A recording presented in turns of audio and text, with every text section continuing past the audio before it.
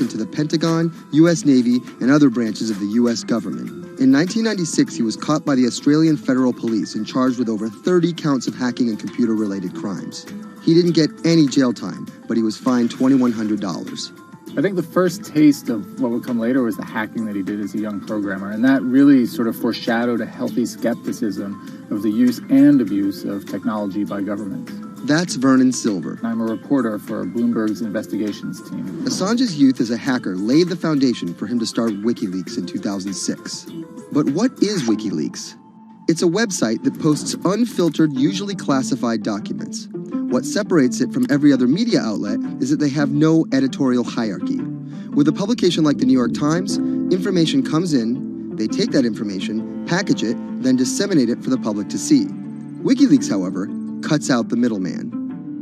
WikiLeaks gathers information, most of it given to them anonymously. So what they're doing is really very simple. They get the information in one end from who gives it to them and out the other with sometimes minimal interference. Julian Assange is the leader of that, the mastermind, the creator, and really, because he thinks of it as a journalistic enterprise, the editor-in-chief. But every story starts with a source, and Assange has some unconventional sources.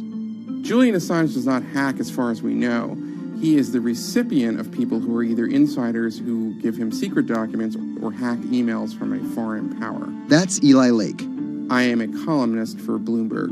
And there was no source bigger for Assange than Chelsea Manning. He used to be known as U.S. soldier Bradley Manning. In 2010, Manning provided Assange and WikiLeaks with hundreds of thousands of leaked government documents. WikiLeaks quietly began releasing the documents in February of 2010, then made big headlines in April by posting what is now known as the Collateral murder video. Come on, fire! It was a vivid, graphic video. It changed the debate on the Iraq War, and importantly, it put WikiLeaks on the map when they put it online, and they couldn't be ignored at that point.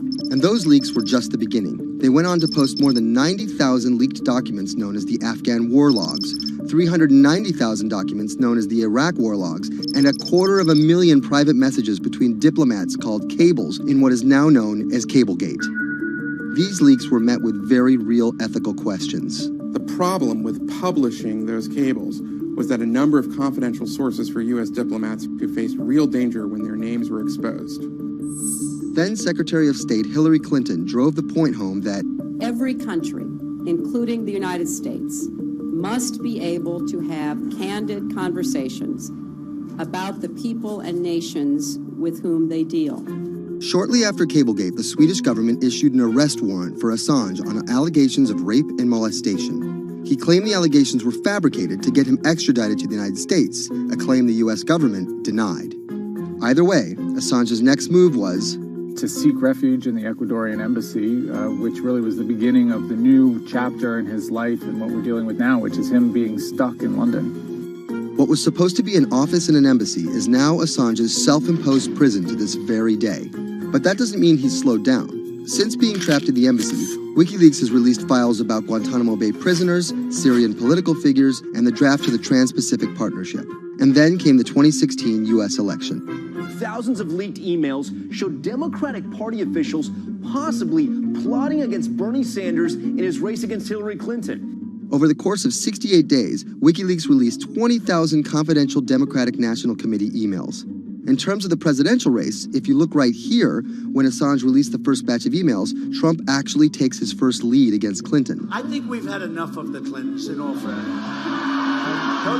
Once WikiLeaks started exposing secrets of the Democratic Party, Julian Assange became a hero to many on the right. Public opinion kind of flip-flopped. WikiLeaks! From the emails, we now know Hillary Clinton's campaign manager makes risotto, and also how the DNC squashed Bernie Sanders' campaign. One thing we don't know is who gave Assange the stolen emails in the first place. Many leading Democrats say they suspect it was the Russians. They released an analysis from a private cybersecurity firm that had said it was the Russians. But Assange claims our source is not the Russian government, and it is not a state party. So this is where we stand today. The public still doesn't know who provided the emails to WikiLeaks. Meanwhile, Assange is still running WikiLeaks and still releasing documents. In March 2017, he started publishing documents from the CIA's Center for Cyber Intelligence called Vault 7. The CIA, the agency charged with finding and keeping our top secrets, can't keep its own secrets. As long as Assange has a connection to the world, no government secret will be too far from exposure. Julian Assange is still in the embassy. Maybe he'll leave, maybe he won't. Kind of regardless, his work has been done. He's changed the way people think about their governments, about their own secrets, about their own hackability, and really the world has changed because of him.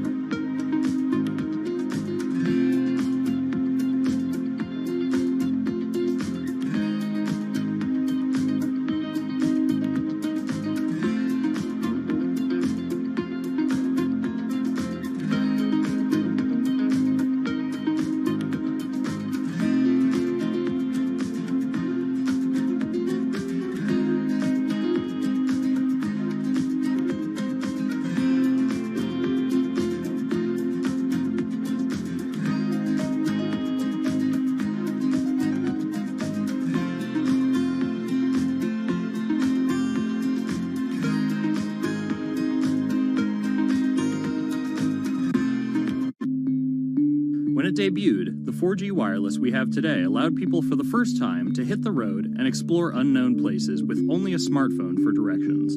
When 5G arrives, it could enable driverless cars to take us there as well. 5G stands for fifth generation mobile networks or wireless systems. It's insanely fast and can accommodate a lot more connected devices. But the reason it's being called revolutionary is because 5G will allow connected devices to speak to each other as well as people. Right now we're living in a world where really it's a one-way experience. That's Bloomberg tech reporter Ian King. The network talks to your phone, you look at your phone and access data, then you send something back to the network. What we're being told about 5G is that really for the first time we're going to see machines communicating with each other over mobile networks in a meaningful way. 5G could end up being 100 times faster than what we have now, with speeds that could reach 20 gigabits per second. In plain English, that means downloading a full-length HD movie in seconds. 5G will also increase total bandwidth, which we will need in order to accommodate the growing Internet of Things. We're talking about the class of devices like internet-connected refrigerators, thermostats, dog collars, but 5G will enable many, many more. Things like your utility network factories, where machines are just sat there not connected at all. Suddenly they're all going to be connected. Suddenly we're going to be able to have real-time monitoring. Other things like cars, like utility poles, like your light, the light poles. But perhaps the biggest advance will be a huge reduction in communication lag time, known as latency. A network of driverless cars will need the speed of 5G to ping each other multiple times per second to avoid collisions. Near instantaneous data transfers could allow doctors to perform surgery remotely with a robotic scalpel. So how will all this work? First, you need to improve network density. And that's just a fancy word for saying you put more towers out there. What we're being told is that's not actually the case with 5G. The idea is 5G will not only use the existing mobile spectrum, but also tap into higher frequencies called millimeter waves. Millimeter waves can carry more data, but only travel short distances. This may mean you'll see a lot more of these base stations around town. And the new towers may have as many as 100 antenna ports, compared to about a dozen on 4G cell towers. So when will we get 5G? Getting 5G ready is expected to... Okay, traders, it's time to place new order. I'm going to place new order to sell short euro. The price I'm looking to sell, let me tell you, 121.28. Right here. Okay, so if you want to follow this trade, you need to place an order to sell short euro at 121.28. I'll speak to you later, guys. Good luck.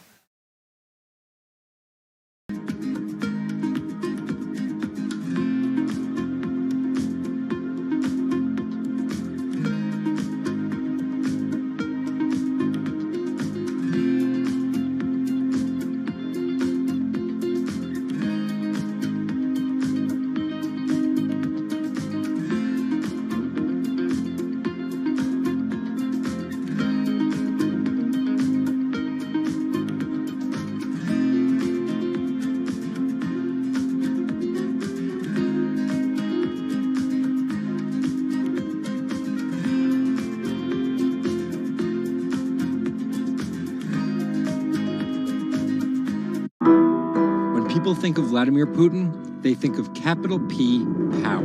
And that's exactly the impression he creates. Whether it's physical power, firing different weapons, riding in various James Bond-esque modes of transportation, or tossing hapless opponents in judo. Or political power, ruling his own country with an iron fist, crushing his political opposition, or, most recently, being accused of meddling in foreign elections for his own benefit. This is how Vladimir Putin went from a poor, tough kid in Leningrad to a KGB spy to the very symbol of modern Russia. Vladimir Vladimirovich Putin was born in 1952 in Leningrad, which is now St. Petersburg. His father was a factory foreman and his mother a homemaker. It is widely said that Putin's public-facing tough guy persona can be traced back to him getting into fights when he was younger, which paved the way for him to take up judo. After getting a law degree from Leningrad State University, Putin joined the KGB Foreign Intelligence Service. He spent 16 years in the KGB. When Putin returned to Russia, he began his political career. He went to work for Sobchak, who was the mayor of St. Petersburg. That's Leonid Bershidsky. I'm a columnist at Bloomberg View. Putin thrived in Sobchak's administration because he was sort of considered pretty efficient city official at that time. He was very loyal to Sobchak. So loyal and efficient that he was noticed by Yeltsin's close circle. And those people soon brought Putin over to Moscow to work in Yeltsin's administration, where he quickly climbed the political ladder. Then, of course, he was promoted to Prime Minister of Russia. That's Dmitry Trenin. I am currently director of the Carnegie Moscow Center. Around this time, Yeltsin and the people around him, the so-called family, decided that Putin would become Yeltsin's successor. And then this happened. The apartment bombings were carried out in 3 Russian cities, killing 293 people and injuring more than 1,000. Putin immediately accused Chechen separatists for the bombings and followed it up with action. He was credited with having a very successful military campaign against the terrorists. And it worked. After that, he became an heir apparent in the eyes of the Russian people. 3 months later, Yeltsin resigned. And on his way out, a famous exchange. He was getting into the car in the Kremlin, and the last words that he addressed to Putin before getting into his car was, "Take good care of Russia."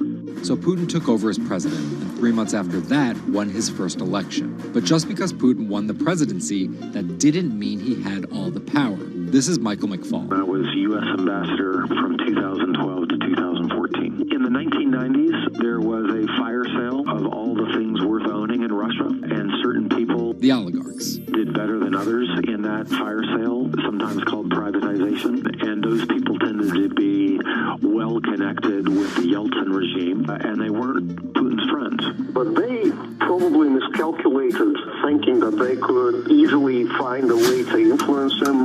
It became impossible almost from the start. From that very moment, there was warfare between him and the oligarchs. That's when Putin gave the oligarchs a choice. Putin's way? Some of those people from the 90s managed to figure out a new way of dealing with Putin and have survived.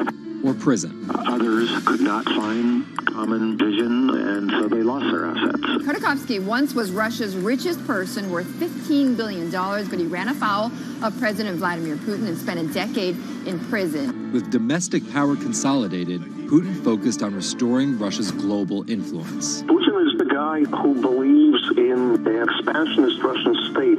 Georgia and Ukraine and all the other Soviet republics that split off when the Soviet Union fell apart, he still believes that they're traditional Russian satellites. A lot of his strategy is about keeping them in the orbit. That Yeltsin line, take good care of Russia, that's how he understands it. And he used annexation and invasion, as well as oil, gas, and trade to keep former Soviet republics in Russia's orbit. In 2008, Putin's 2 terms were up, and he decided to step down as president. Dmitry Medvedev stepped in as president, and Putin went back to prime minister. But really, Putin never left power. He pretty much continued running the country, and Medvedev was a bit of a figurehead. There was actually a period of cooperation between Russia and the U.S. that benefited both countries during Medvedev's presidency. Because Medvedev did not have the same... Okay, position opened for euro, as you can see, at 121.28. That's a short position, just right here. Okay, good, well done. Putin blamed the protests squarely on America, and more specifically, Secretary of State Hillary Clinton. He believes that she had sent, this is his words, a signal to demonstrators. Still, Putin won by a huge margin and set about crushing the protest movement immediately upon his return to the Kremlin. Over the next few years, Russia's economy tumbled. Putin annexed Crimea, leading to sanctions. The price of oil fell drastically. I'm going to place a stop on profit for euro. Price I'm looking to place stop on 121.27. Let's start with 27. Okay, stop on profit placed. Vladimir Putin very smart. Trump exhibited tolerance towards Putin's actions annexing Crimea and similar views on NATO and sanctions. Secretary Clinton didn't support any of those views. Even though Putin denies any wrongdoing, U.S. elections. Yes. The U.S. has accused Russia of being behind the leaking of 20,000 Democratic National Committee emails, which many say helped Trump beat Hillary Clinton in the presidential election. Which leaves us here, with the possibility of a President Putin until 2024, positioning Russia to be the world power he always imagined it should be.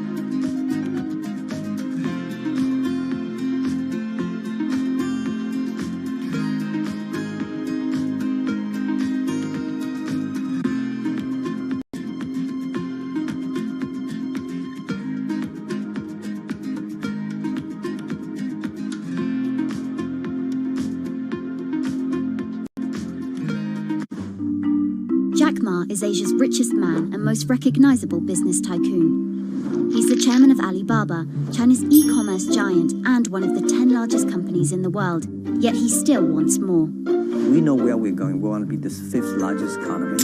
Big words from the man some call Asia's Jeff Bezos.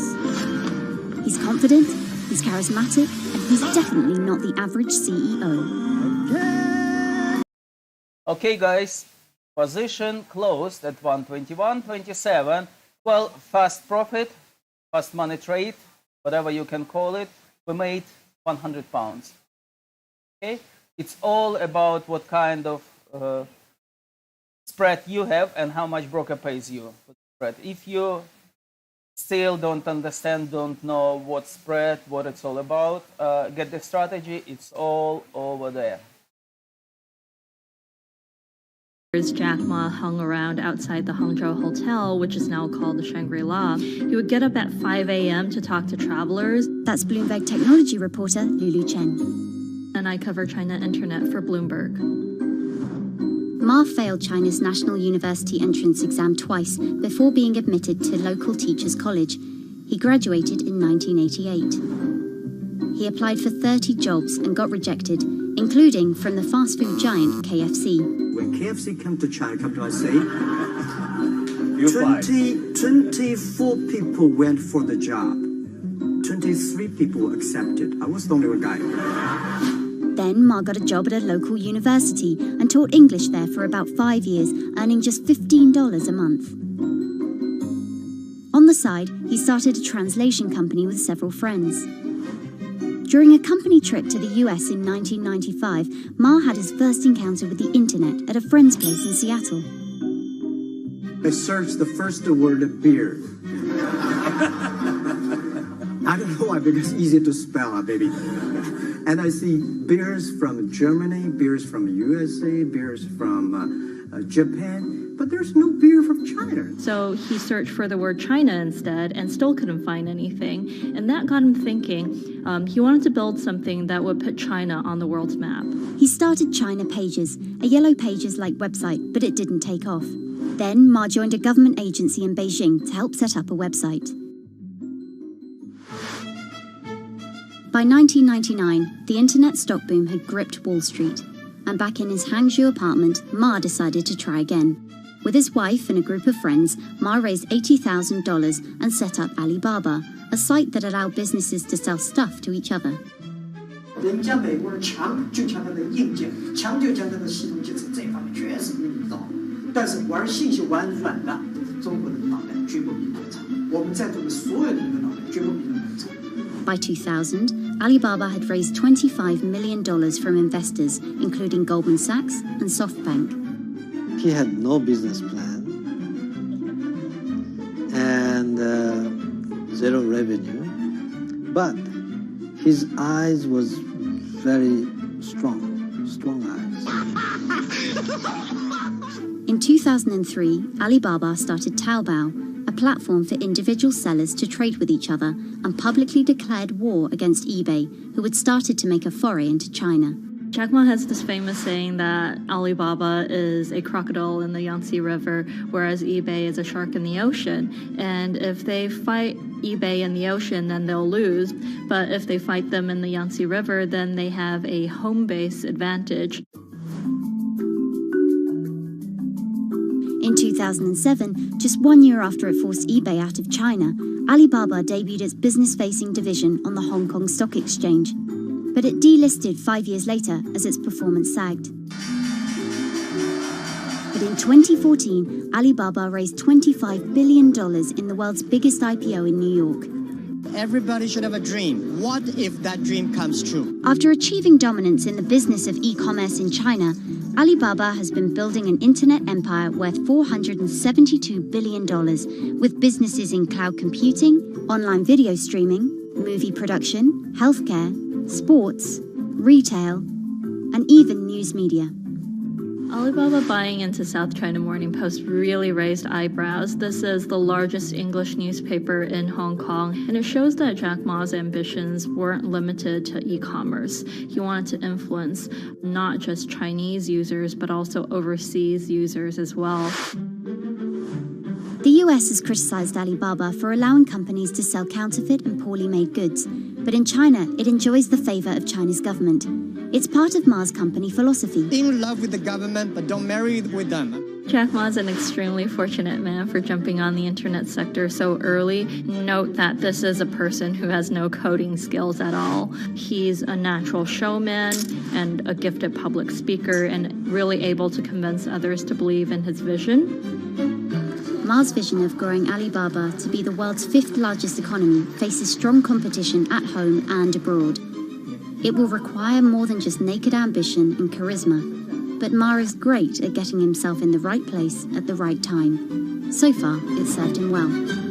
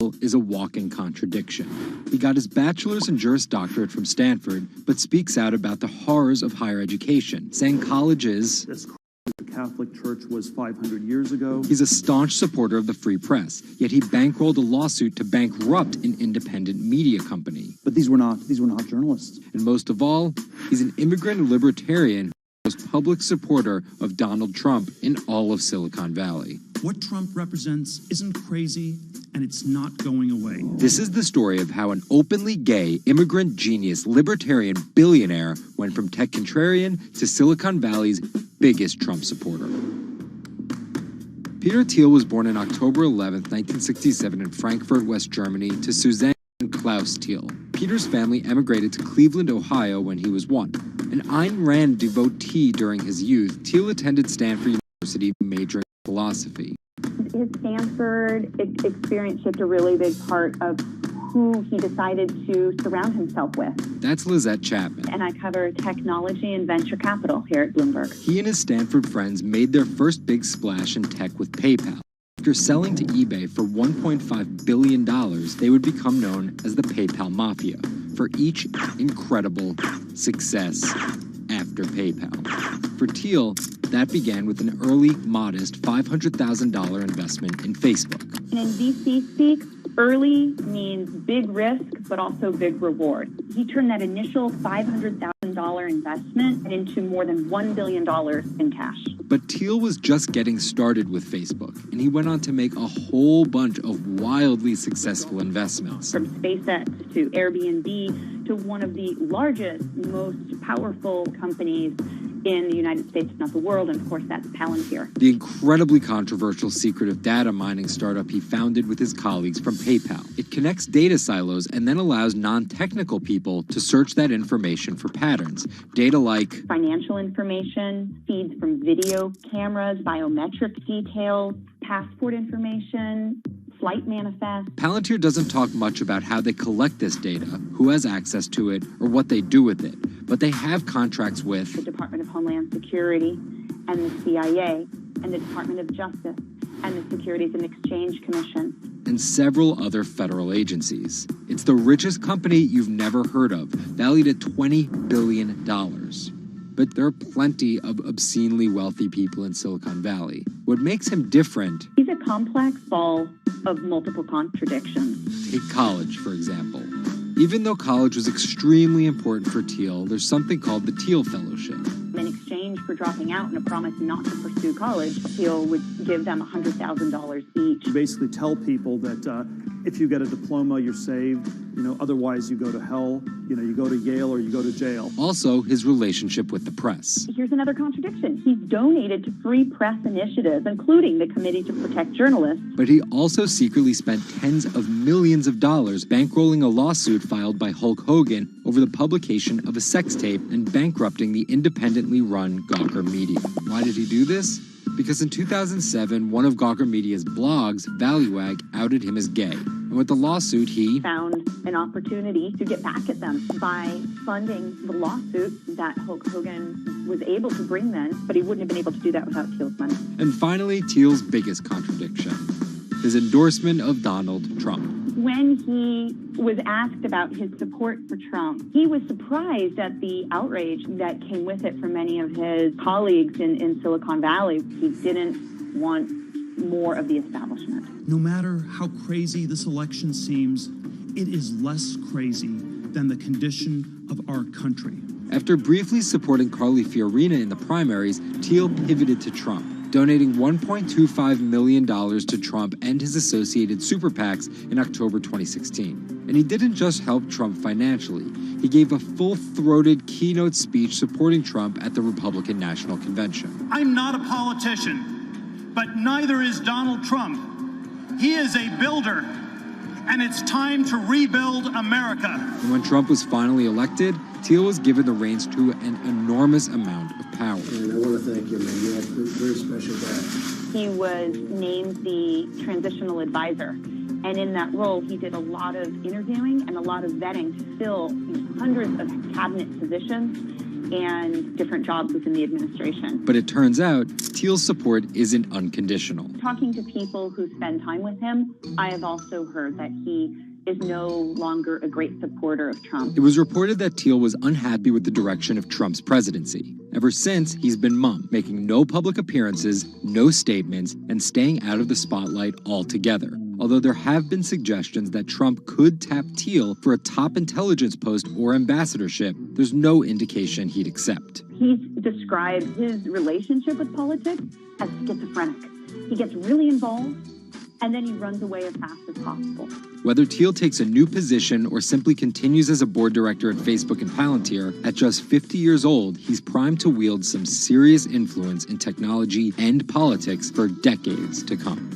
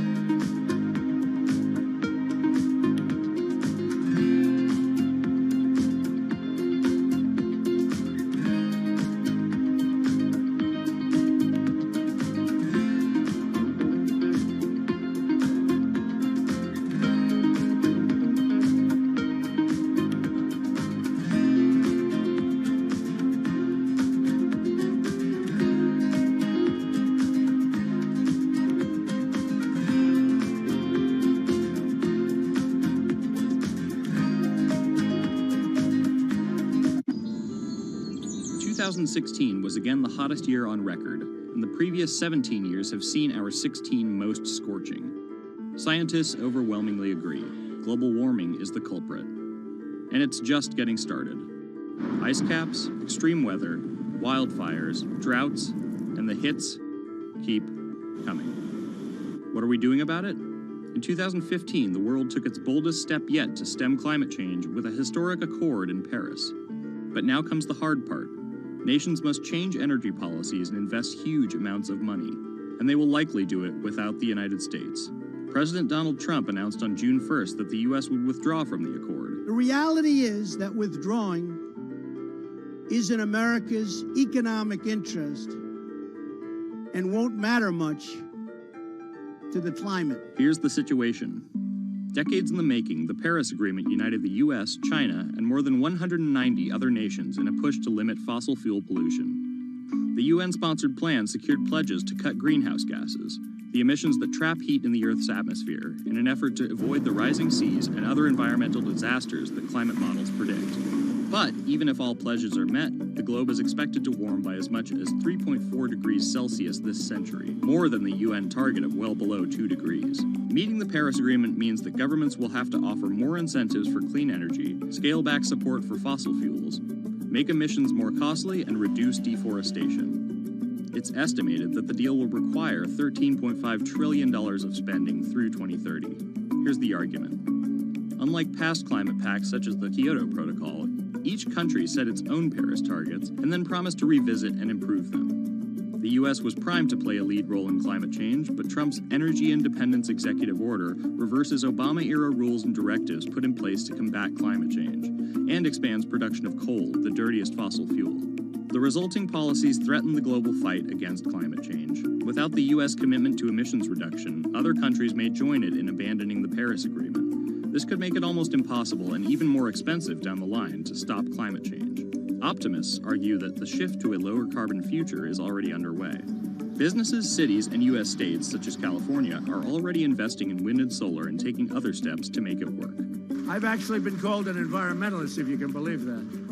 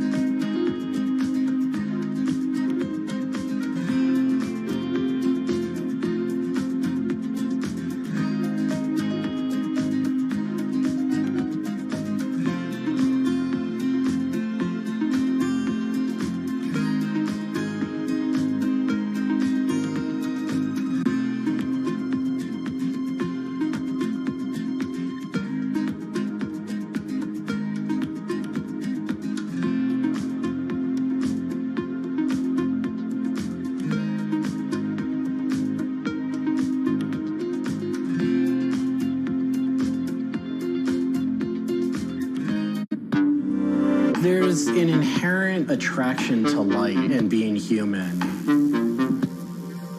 And I think on a very deep psychological level, light is this way in which we experience the energy surrounding us in a very personal manner. My name is Matt Dilling. I'm the founder of Light Bright Neon Studio, and we manufacture, produce, and restore neon works of art and design.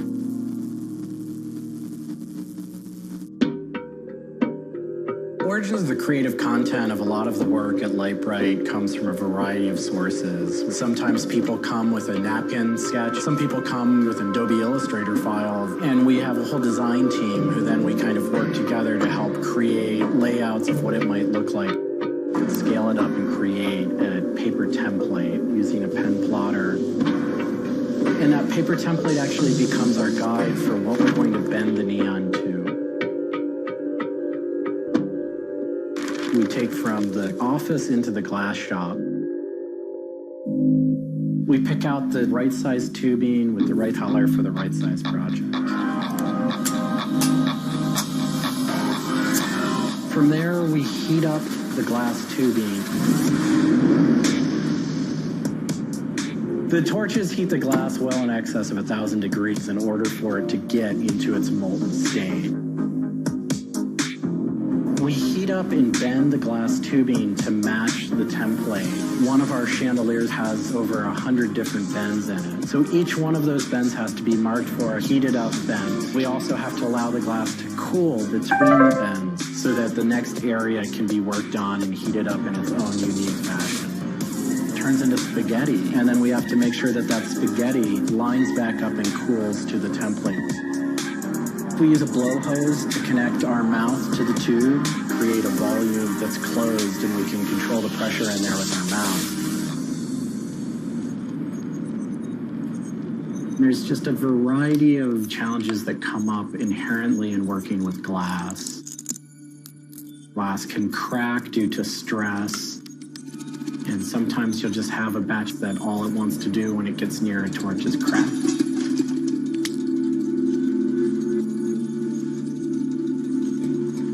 After we've bent various components, we have to go in using the crossfire or the hand torch and actually weld all of those pieces together. The last step on that is then to weld on electrodes onto either end. Each one of those steps is very, very specific. I draw inspiration from so many different experiences. It's hard to come up with one thing that's particular, but one of the ways that I really am able to connect with the creative is to float. Floating is a similar experience to meditation, to psychedelics. Going into a blackened room and laying out in a body of water and salt that's heated to your body temperature, and it allows for all sort of external stimulation to fall away. And your internal world really begins to bubble up and manifest. You really get to experience a different relationship to your mind.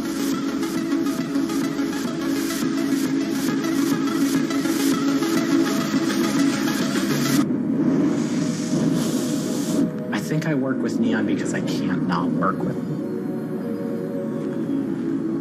It's so challenging and so rewarding. And those things are so intertwined that there's no way of separating it out. I've learned so much and continue to learn so much by working with it. I find so much inspiration in working with it, and I just continue to experience new and different things through the medium. It's that close to me at this point.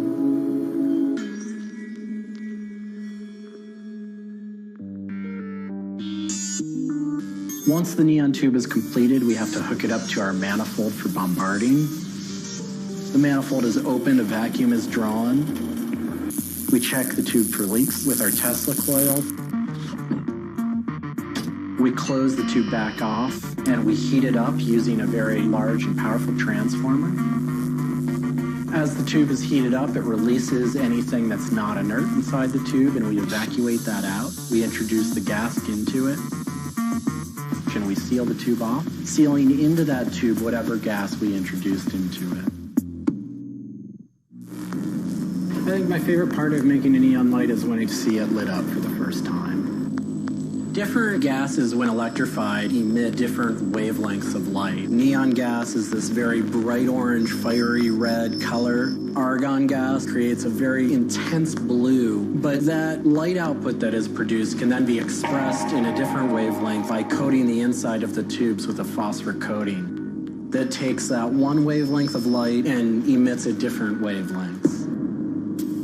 We bring it over to the aging table where we hook it up to an age-in transformer and allow it to settle, age the gas in that we've introduced to it. There's always a stray particle of something left inside the tube.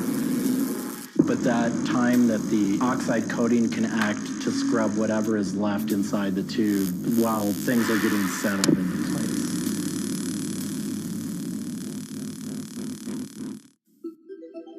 Once the tubes are aged in, we move on to our process of assembling two halves of the fixture together in a jig, gluing up the center of the fixture to its spindle. Once the adhesive dried, we would connect the wires from the fixture together into a transformer, and we turn on power and it lights up.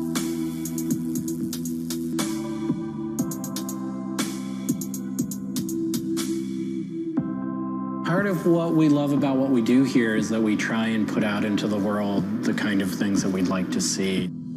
I still am surprised when it lights up. I'm still excited when I get to see it illuminated. There's an ineffable quality to it. To me, is this insight into the inner workings of the universe. It literally is. It's a way of looking at what is surrounding us in the cosmos in a new light.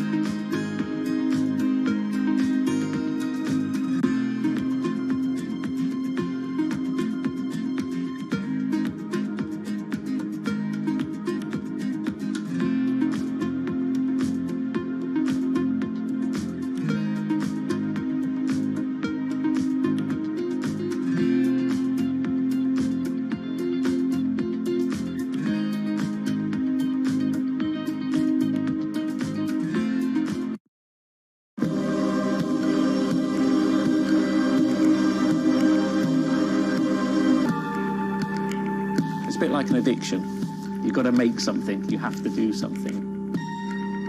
It's borderline obsession. And every bike we build is my favourite bike at the time, and as soon as it's done, I want to build another one.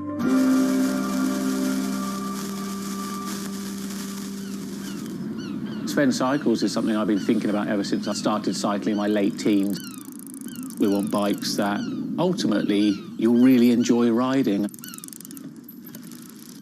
There's never a bike that's the same. There's always a slight change. And as we build them individually as well, they have the marks of a bike that's built by hand. Most people I know cycle have an idea of their dream bicycle, and it may be an evolving idea you've had in your head. And we've worked with a lot of people that have come to us with sketches and scrapbooks. It's really, really nice to build something that's just one-off and unique. I think a lot of people see a bicycle as two wheels and a frame in the middle. There are a lot of subtle changes and nuances in design which can change the riding characteristics quite dramatically. I'm a really big fan of modernist architecture, and the simplicity of a modernist building is really hard to achieve. And with some of our bikes, they may look very simple, but I think people should not underestimate the time and effort that goes into designing a product. Tubing is key to a bike's feel and ride.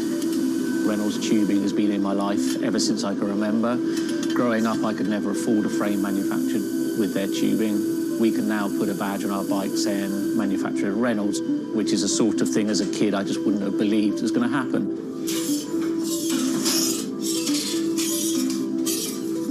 Every part of the bike has a specific tube. It's not universal.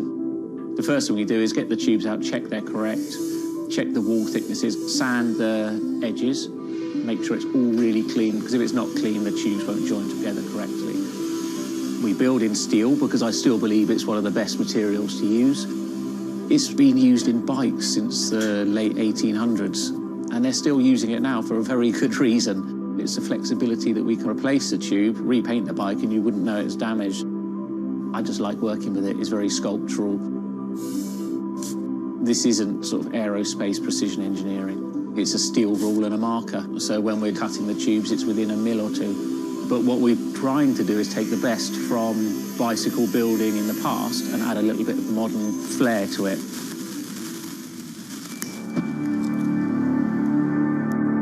There's various techniques for building bicycles. We do a thing called fillet brazing, where you connect a pipe together. We use a bronze rod and a flame. We heat the tubes up to the same temperature and we fill the joint with bronze. And it gives a very, very sort of fluid, lovely, sort of quite sculptural feel. You've got to practice. You've got to be able to judge material temperatures. You've got to just look at it and you just get a feel for it. It's a stage where your tubes start to look a bit like a bicycle. My father's a jeweller.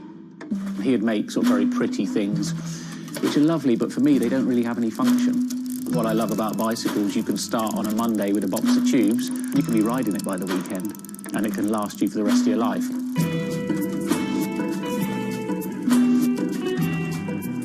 Outside of the frame and forks, the other most important part is the wheels and tyres. When you build the wheels, you have to lace them, so there's little holes going all the way around the rim. You poke the spoke through. We do build all our wheels by hand here because a machine can't get 30 years worth of wheel building experience. Colour is very, very personal. With any of our bikes, you can have them painted whatever colour you want. We've matched one to the teapot, so we can get that scanned and we can match that, or someone's favourite item of clothing. I like to let the bike sit for 4 or 5 days minimum, just so the paint can have time to cure a little bit, and then we assemble it. We get out all the new components, and it's a case of putting them together. Some bikes you can assemble in 3 hours, some will take 3 days. And we've built bikes that cost in the £10,000 plus mark. Some people, they're saving up and this is their bike and they're going to own it for the rest of their lives. So we just want to make sure they get the right thing.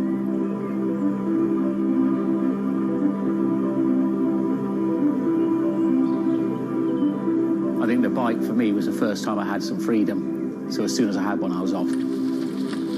lot of people still get that thrill as when they were a kid blasting down a hill, wind going through their hair. It's fun. Everyone has their favourite jacket or something that just makes them feel good. If you've got a bike that fits well, you actually feel part of it. Building bicycles as a creative outlet is fantastic. It's not something you do because you're going to get a big paycheck at the end of the day. You do it something you have a passion for it.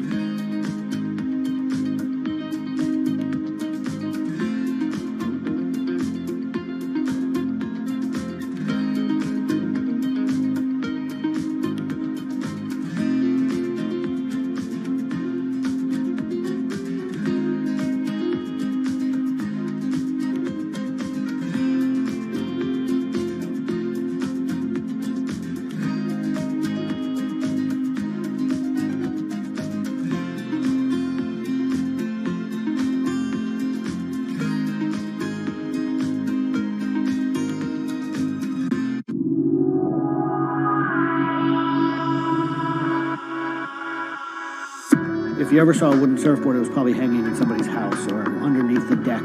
But kind of in the last 10 or 15 years, wood has made a big comeback. They surf wonderfully. It's beautiful and it feels great to be on one of them.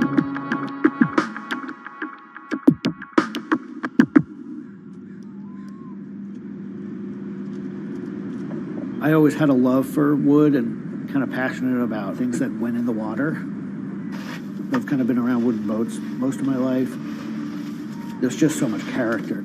The way they're built, the stories that come with them, a lot of that has translated over to why we build surfboards the way we do.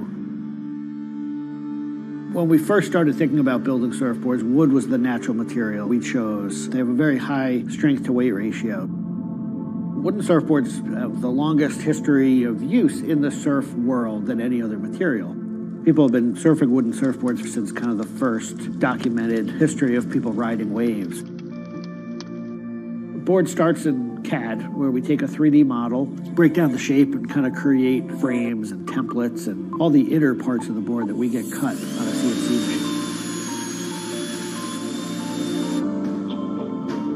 machine. We take those frames and we just pop them out, assemble the frame into kind of a skeleton. go out to our lumber shed, pick a bunch of cedar, and bring them into our mill shop, put glue along the edges, clamp it all together into a panel. Everything's book matched. You have symmetry in the colors and texture of the wood. Cut your outline. Take our assembled frame, gently put it down right on top of the plank.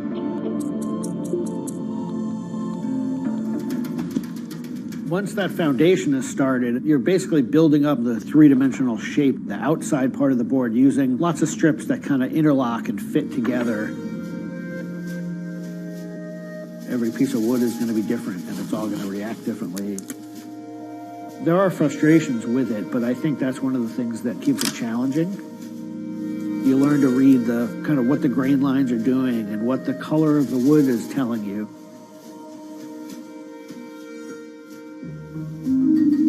Once those rails are cleaned up, we put our top planks on. It's a little bit like putting a lid on a box. It's like, this is it. Whatever's inside that board is staying inside that board. And by tensioning some rope, you can clamp the two together. It's like a time capsule.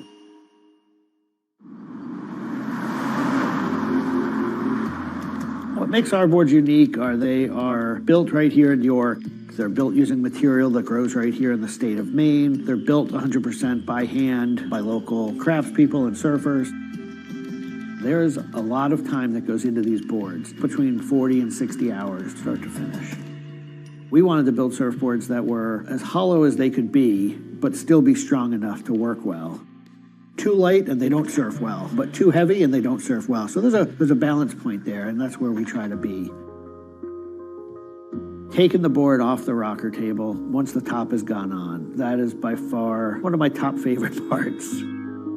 It's just you and a shaping stand, a board, and a hand plane. Everything else is out of your view. It's simple, it's pleasurable, it's quiet. You can be with your thoughts and you can just kind of be present.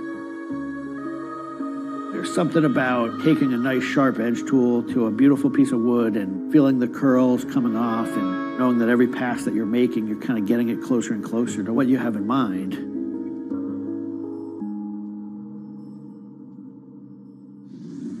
Once we've shaped it down and the board's looking like it's supposed to look like, it's time for it to go into the glassing room. 4-ounce fiberglass, laying it over the board, draping it over the edges, cutting it, applying epoxy, and on the board. Once both sides are lamb coated, it's time to put in the hardware. Drill and router and install the fin box.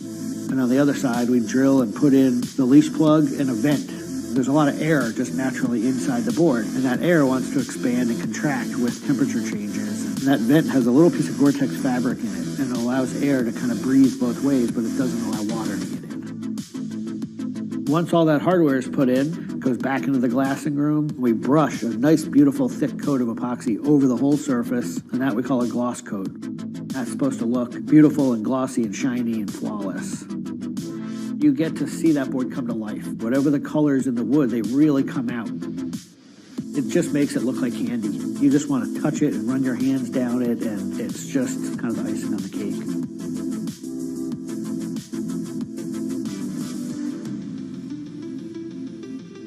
Once everything is hard, we put it into what we call the oven, get that epoxy to cure, really kind of bake it, and just get it to harden. Put in the fin, screw in the vent, and ship it out. We just love the idea of building something that's sustainable and long-lasting and made by hand. Kind of gives you a deeper connection to the product over something you might buy on a shelf.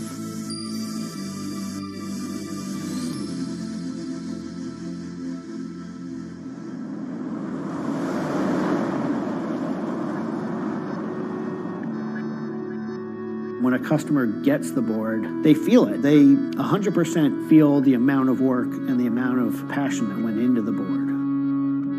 So I'm not really looking at hours and efficiency. We're looking at like doing it right and enjoying it as we go.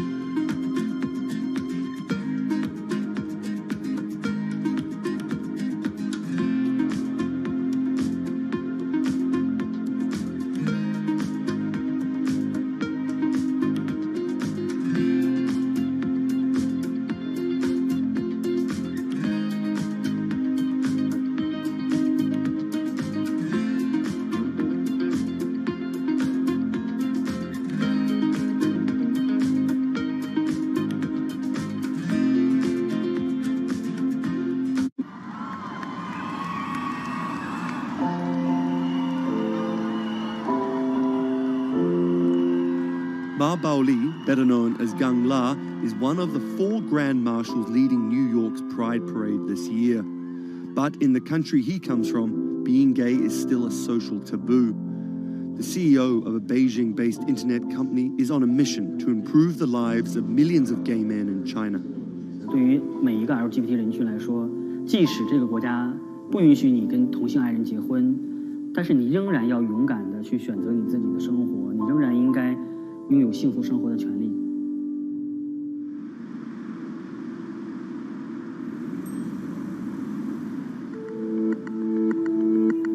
Ma's company Blue City runs an app and a website specifically for gay men. Blue is one of the biggest gay social networking apps in the world, with an estimated 30 million registered users. Unlike most other apps, Blue is more than just dating or hookups. 大家可以在我们这个软件里面找他自己的情感，然后可以阅读相关的内容，然后可以进行一些娱乐，比如玩游戏啊，比如看直播啊等等。Back in 2000, when Ma studied at a police school in northern China, he realized he didn't feel like everyone else. 因为他们都找女朋友，然后谈恋爱，但是我对长得好看的同性的男生，我反而觉得对我更有吸引力。所以那个时候我就到互联网上去找这样的一些资料，然后希望能够告诉我自己我到底是谁。互联网上所有的信息都是负面的，都是错的，就是说同性恋要电击疗法，要被治疗，然后要吃药等等。After visiting some foreign websites with different attitudes to homosexuality, Ma created his own site for a Chinese audience, encouraging people that 他们也是正常的，他们不用自卑，然后也不用自杀。Even though attitudes towards homosexuals are slowly changing in China, it's still a social stigma. The virtual world of Blued, where members can be open about their sexuality, is for most a striking contrast to their real lives. This is live streaming, a function added to Blued in late 2015, right as the internet craze was starting to take off in China. Many self-made stars like Jin make decent amounts of money by receiving audiences' virtual currencies and gifts. 我们不是彼此的初恋，初恋这种事儿都不靠谱。For Kyle and Klaus, a couple who have come out, live streaming on Blued means something different. 其实我经常会收到很多粉丝的一些互动的留言，就是类似就是说你们让我们看到了同志情侣之间的一些希望啊，我看到这样的留言我是很欣慰。The government's rules for acceptable content online may shift quickly in China, with LGBT material in a grey area. Many companies feel the chill of the recent internet crackdown, but Blue City still runs as usual.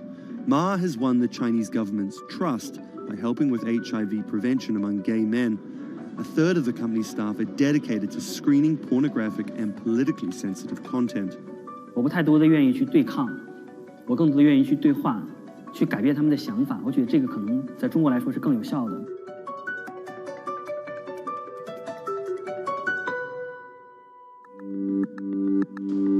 In the past 5 years, Blue City has grown from a team of 7 people to a promising business with about 250 staff. Ma said the company earned over $15 million last year, mainly through advertising and selling virtual currencies to live streaming audiences. Now the company is expanding overseas. 我希望吧，通过我们的努力，Blue能够成为全球第一家在美国纳斯达克或者是纽交所上市的这样的同志互联网公司。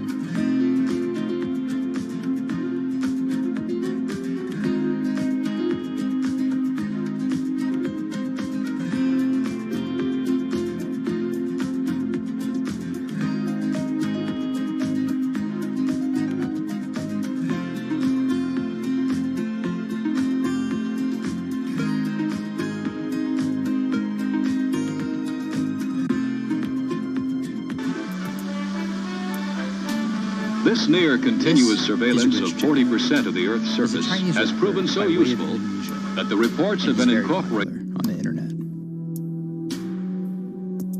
This is Joji.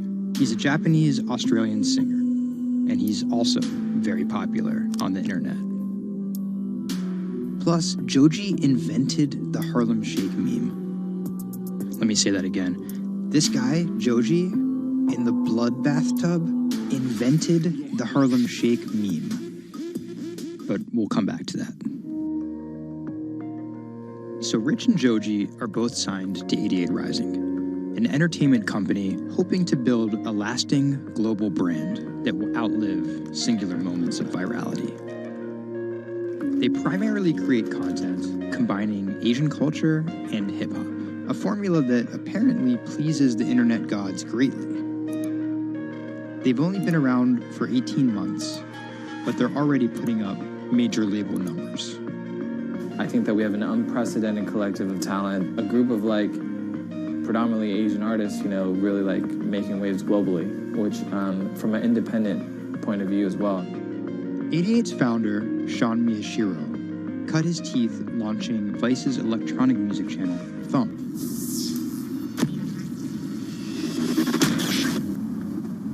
But quickly, Sean became interested in life beyond dance music.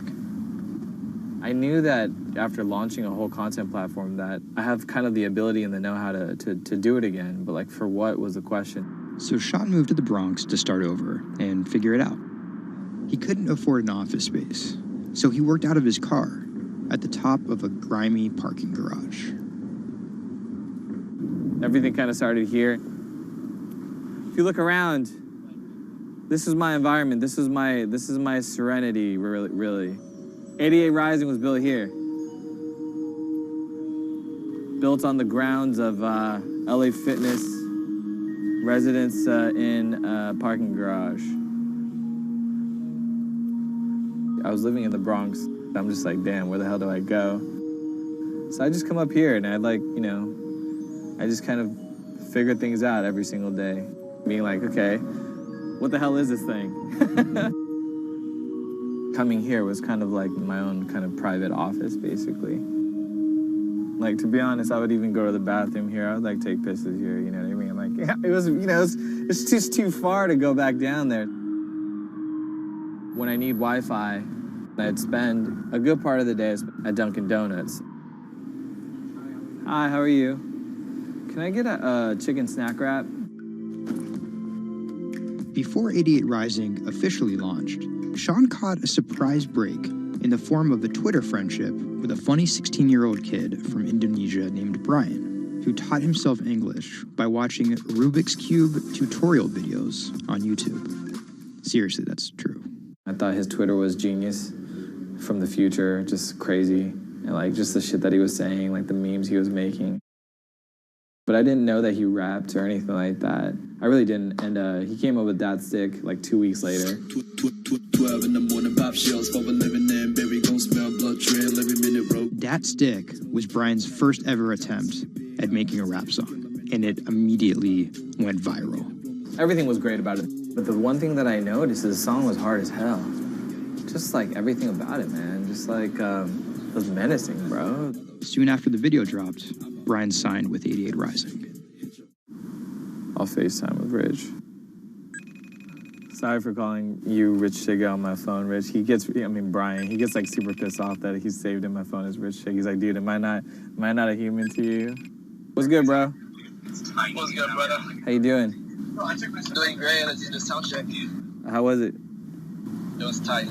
Hold it still glocks, but you been a bitch, suck a thick cock. So, Brian could definitely rap, but some viewers understandably took offense at a Chinese kid satirizing rap cliches and calling himself Rich Chigga. But if a group of well-known rappers saw the video and genuinely liked it, that could at least help validate Brian as a legit hip-hop artist. Plus, it could be really funny. It was just kind of an idea that I just had on the spot. Everything that rappers say is better and funnier and smarter and wittier. You know, it's just more entertaining. We just edit it as tight as possible, put it up, and it really worked. Yo, this nigga got a pouch on and a Reebok pouch.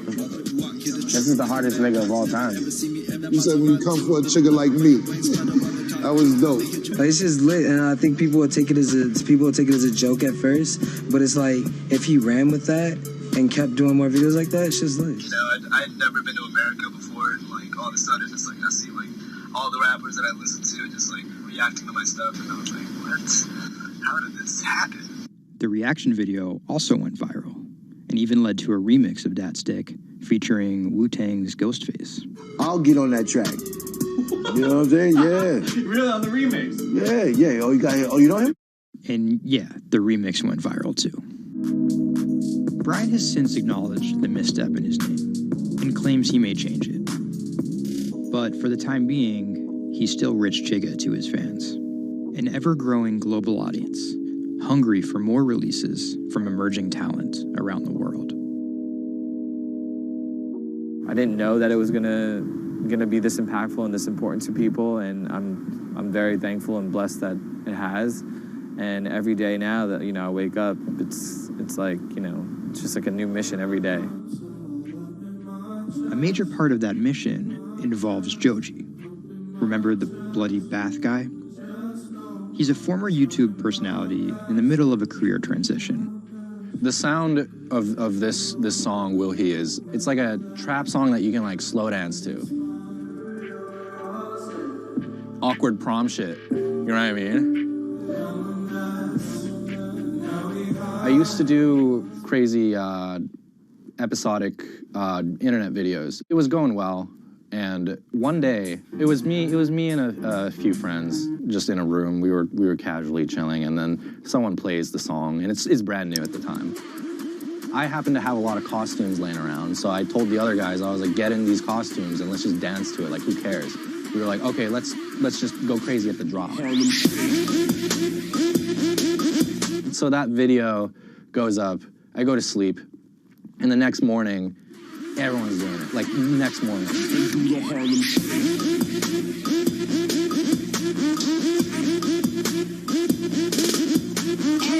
That taught me a lot about the internet, how people want to just be a part of something. And from that point on, something changed, and I was a little better at understanding demographics and people and, what they want to see and what they want to hear.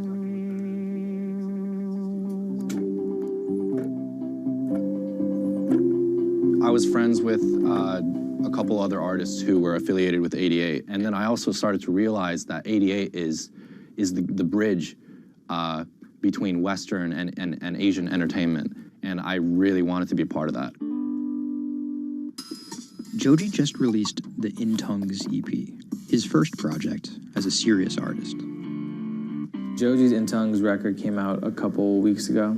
It's #2 on Billboard on the R&B charts, which is crazy for, an independent release, and he's like a brand new artist. And the success is even more impressive, knowing he went from creating something like this, It's just Taco Bell, what could possibly go wrong?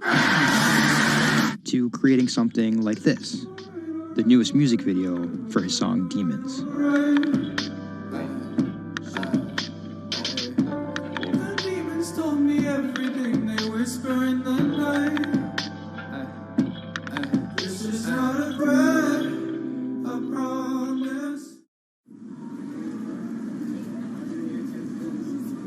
Tonight, Rich Chigga has a show in New York City. Tickets sold out in an hour. I came here, I'm first online. I was here at 1. I was the third person online. So why'd you get here so early? Because I want to see Rich Chigga. I want to touch him. What do you guys think of Joji? He's That's my dad, son. You guys cop the new EP or like? Yeah. I woke up at 6 in the morning just to cop that shit. And then I listened to it, and that shit started making me cry. This is actually kind of exciting. Every time, this never gets old. Like, you live online and social media, but like, there's nothing like just being with the people.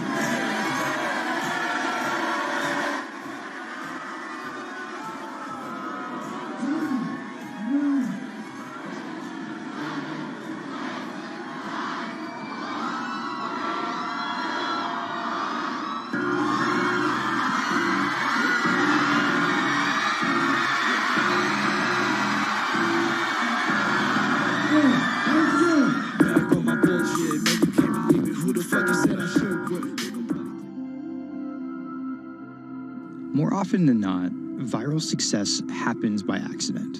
And then after an appearance on Ellen or Jimmy Kimmel, the creator's star power fizzles out. But Idiot Rising has figured out how to turn potential gimmicks into brands with an actual following that keeps coming back for the next thing. Oh, shit!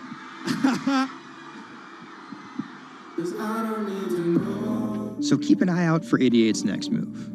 But more than likely, it won't be covered on network television or terrestrial radio. Although, as they've already proven, nowadays that really doesn't matter.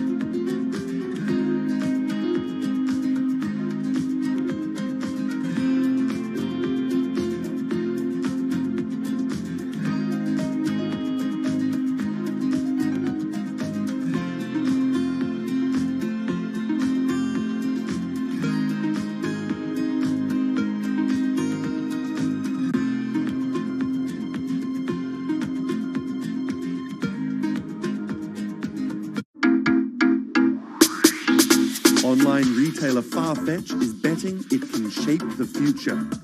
This is its concept store, showcasing the latest in retail tech. How do you capture all of that fantastic information that you gather in store with customers' touch and feel products? And we created a concept called the connected rail. And this is using a combination of RFID and ultrasound. The RFID signal recognizes the product, and the ultrasound recognizes the movement. Take the product off, and then you'll start to see your products appear. And essentially, it's like online browsing behavior. Whichever products you touch and pick up in the store are automatically sent to your app. This is effectively what you've created is your in-store wish list. In the middle, you'll see essentially a hologram of the product. What the customer sees, they control the experience on a touch device. What this allows the customer to do is take elements of products and then add their own style to it.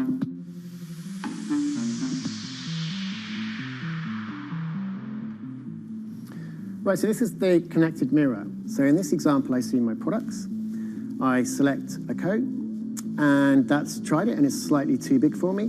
So what I can do is choose an alternative size and send a request to the sales associate, and they'll bring that size to me in the fitting room mirror. You'll also see that we've got some product recommendations here. Crucially, the sales associate's able to push items into the mirror from their device.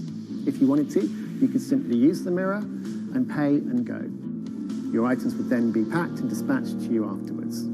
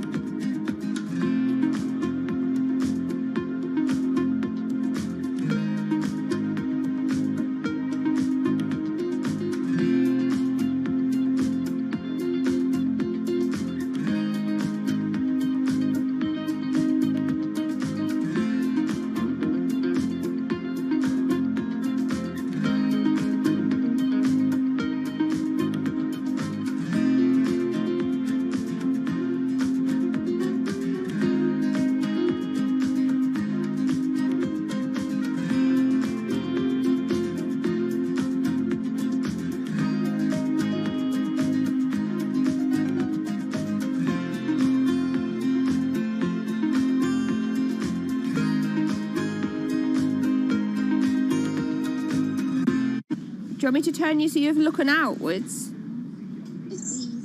Yes, please. How about there? First time we came out with B, Jade said, "It feels like I've been released from prison." Do you want these, Mrs.? Definitely. Definitely. Right. Yeah. And she could say hello to everybody, people she hadn't seen for months. It's Jade. It's Jade. Oh. So you can talk to Jade through this. Hi, Katie. She's there. Hi.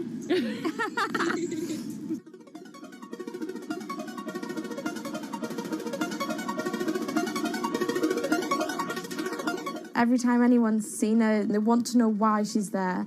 And it's kind of the opposite of when you're in a wheelchair and people see you and they kind of go, oh, should I look? I don't know what the right protocol is. When there's a tiny robot with its bright little eyes going around just looking happy everywhere, it really opens you up for conversation. You've got some friends here, look. Hiya! When I saw her for the first time, I remember thinking, this is going to change things. This is one of those points where if this was a book, this would be the cliffhanger.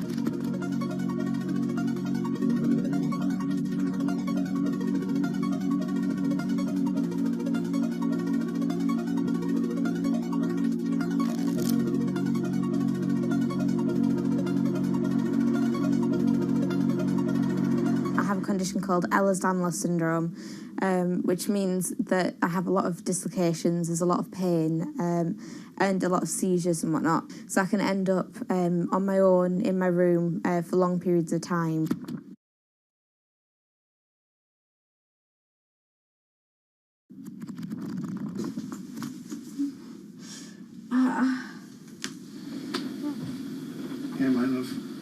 A lot of the time, with a condition like my own, of course there's the pain, and the pain is bad, and the dislocations are bad, and the seizures and being in paralysis and never knowing whether you're going to be able to wake up properly tomorrow, that's bad. But what's worse still is being able to count the number of people you see a day on one hand. Are you ready?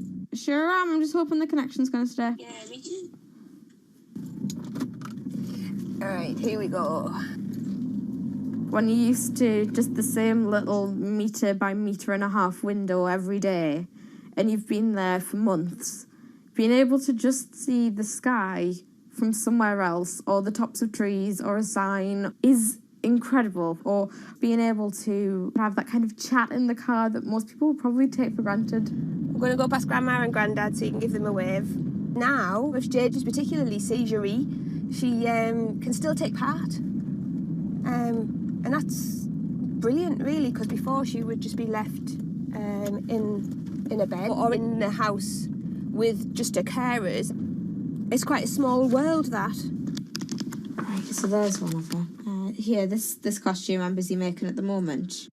When I'm not on bed rest and I'm not just wearing pyjamas all the time, I enjoy being able to dress as different characters and go to Comic Cons and that kind of thing, because it just lets me show a different side of myself, and it's a bit of fun. If you can't go out that often, you've got to enjoy it when you do. Was that? That's good.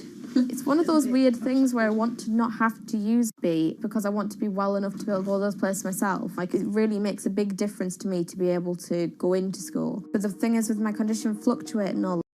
Okay, ladies and gentlemen, I'm going to place an order to sell short British pound. Price I'm looking to sell, I'll tell you, 140.17. Just, nope, 17.5, sorry. Okay, the order placed to sell short at 140.17 British pound. So if you follow these trades, please do so, and we will see how long it will take us to get filled this order. Okay, I'll speak to you later. Because I can really tell the difference between today and yesterday. How yesterday I forced myself to go into school when I wasn't very well, and I was really tired afterwards and ended up having loads of seizures. Whereas today I've been able to do all of the work, I've been able to keep a clear head and not be ill, which means I'm able to be more focused on my schoolwork. So there is my first step of working, is to simplify root 8. The algebra test is next week. Now I'm trying to make friendships which I'll be able to maintain with B. Before that, I end up letting people down quite often. B gives me hope, yeah. She's just always there. And if I can't do something, she can. And if I need sort of assistance to be able to make commitments, then she's there, and she means that I feel like a more valuable person because I'm more reliable.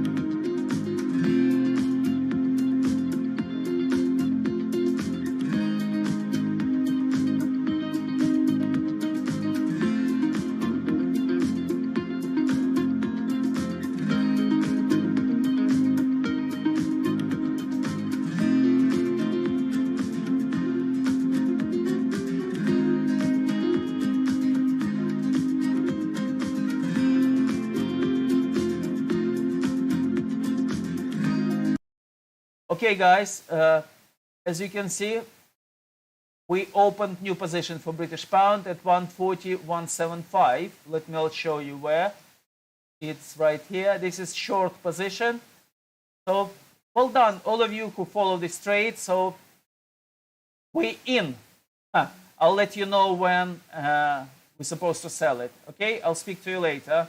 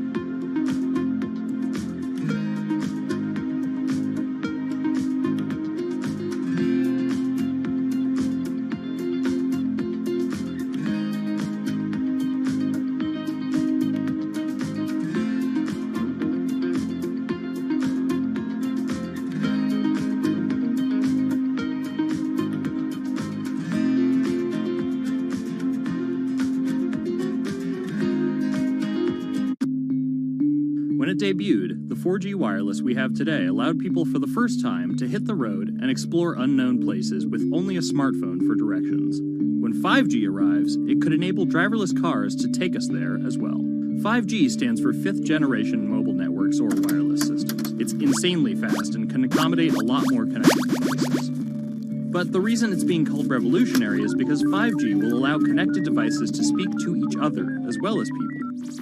Right now we're living in a world where really it's a one-way experience. That's Bloomberg tech reporter Ian King. The network talks to your phone, you look at your phone and access data, then you send something back to the network.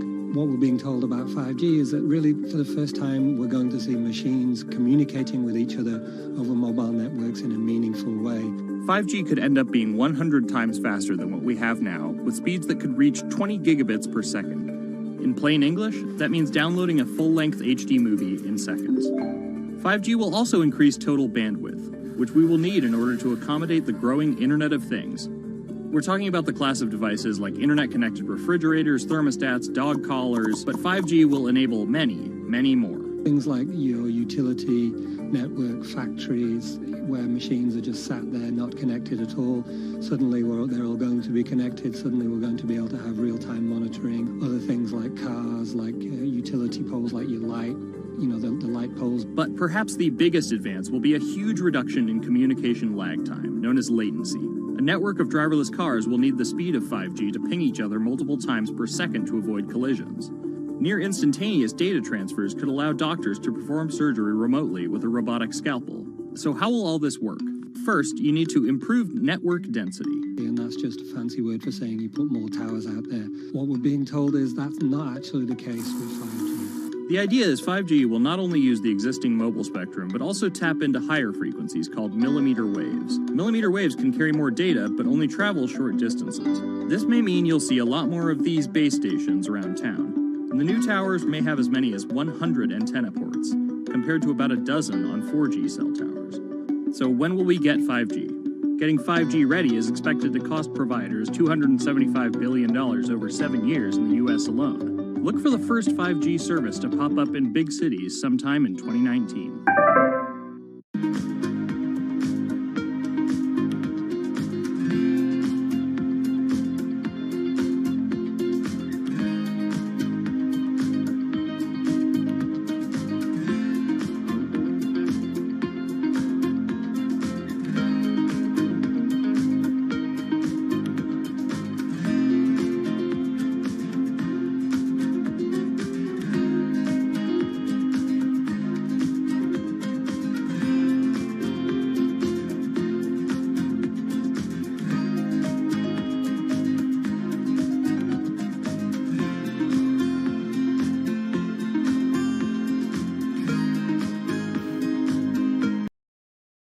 I need to we need to place an order to stop on profit. So let's place a stop on profit for British pound at 114.15.5. Okay, this is stop, and will I get filled right now, or it will move lower? Let's see. Anyway, stop on profit placed already. So let's see.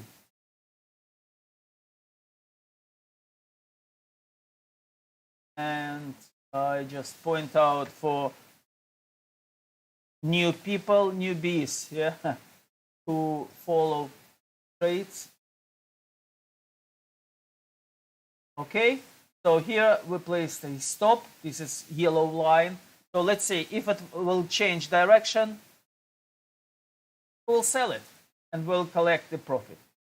Okay, I'll speak to you later after when we'll get a profit.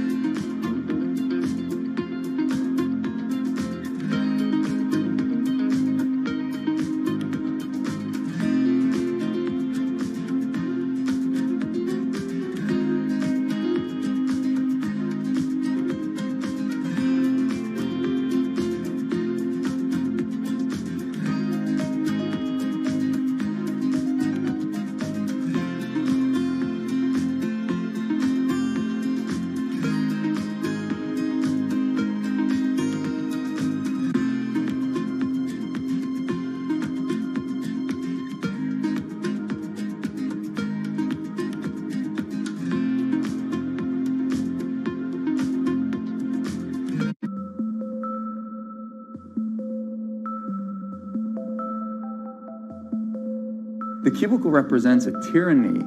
It confines your imagination, your thoughts, into a small physical area. Imagine pretty much every software engineer or finance person being able to, disconnect from their desk and look at holographic monitors on a beach and doing their work from there.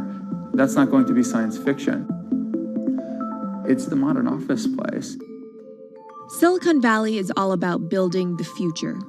A startup called Meta thinks it's getting there first, thanks to a big bet that it's made on augmented reality. How are you? Good, thank you. Welcome to Meta. Thank you. Call it a 360-degree office where you can spatialize your thoughts as part of your workflow for education, architecture, design, engineering, etc. People often mix up augmented reality with virtual reality.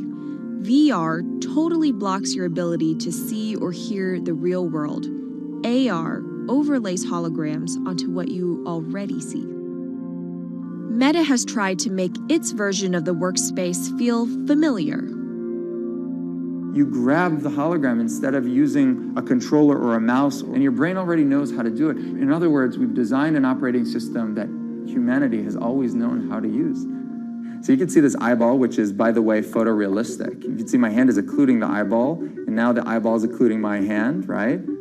You see those two circles? They get small, and then they turn into this glowing white ball, and then I can move my hand around supernaturally. I can do this with two hands and rotate the thing. I can stretch it. I can throw it back right into the shelving system, and that's all you have to learn to become a modern worker.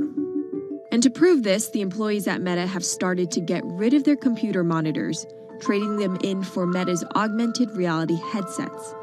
Mayron thinks that in less than a decade, we'll all be just wearing strips of glass that can project holograms.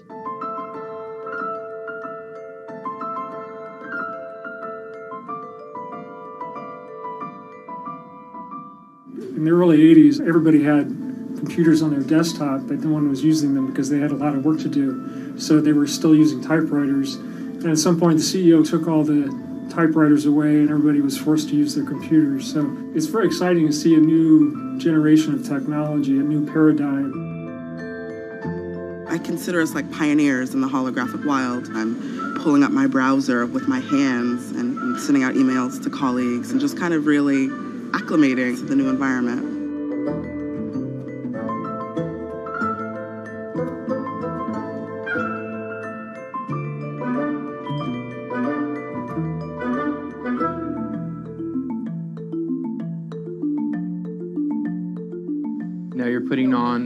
my computer, essentially. Our digital lives live on our phones. We have all of our pictures and notes and all these kinds of things. So, and why don't you write yourself a little sticky note? I like it. And go ahead and just take your fist right over the top of the sticky note and close your fist. And now... Oh, what? Meta's own transition to augmented reality has run into plenty of unexpected problems. And it's still going to be a while before you'll start to see these devices in your office. But I think it's a future worth waiting for. If we could see these holograms between us, we will have been able to share our work with one another more naturally, more efficiently, and more productively than ever before. Humanity will have evolved slightly.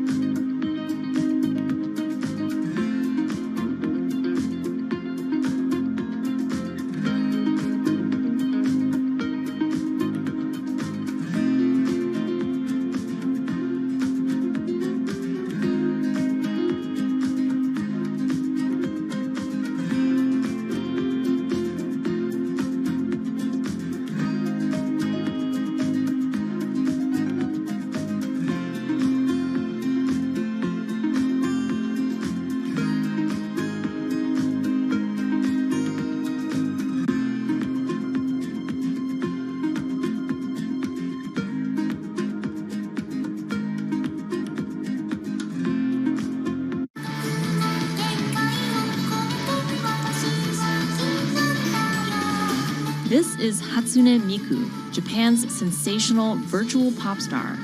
She's released over 100,000 songs in multiple languages and performed sold-out concerts around the world.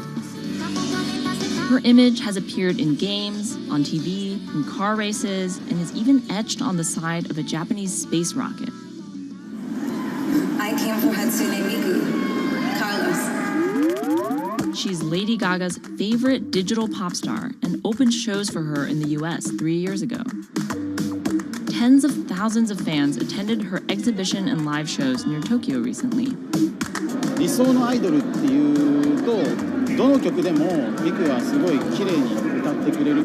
他没有缺点啊，没有任何让我们感到不开心的一些新闻。She's everything to everybody. That's probably why she's so popular. Miku Miku's creator Hiroyuki Ito and his Sapporo-based company have been developing the virtual diva for over 10 years. 初音ミクとは、キャラクターとしてすごく、YouTube とかで検索すると、たくさんの初音ミクが出てくるんですけども、元々の、初音ミクのその原点は歌声を合成する、ソフトウェアなんです。Both the software and character are named Hatsune Miku, meaning the first sound of the future. Originally based on Yamaha's Vocaloid technology, Miku the software has a sound bank containing voice samples and a huge array of tools. You input the melody and lyrics, then Miku the character sings them.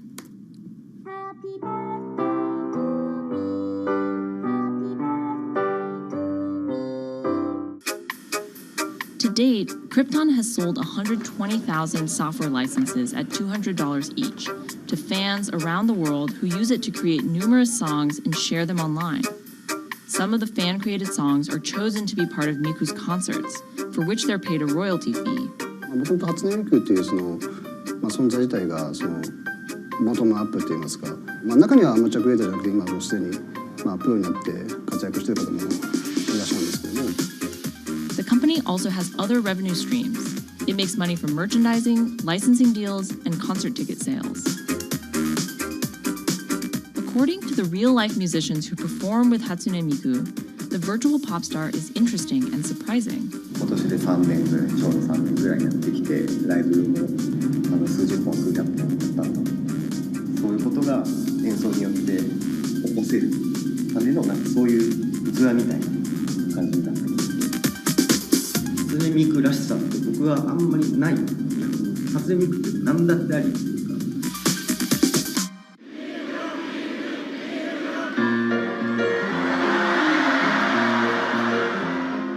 For Ito, Miku has the potential to change the way we think about music. そういう新しいそのテクノロジーによって新しい音楽のあり方っていうものを模索していきたいと思っていました。And for her fans, it goes even further. ミクって魂がないので、だからみんな魂を作り上げるために存在する。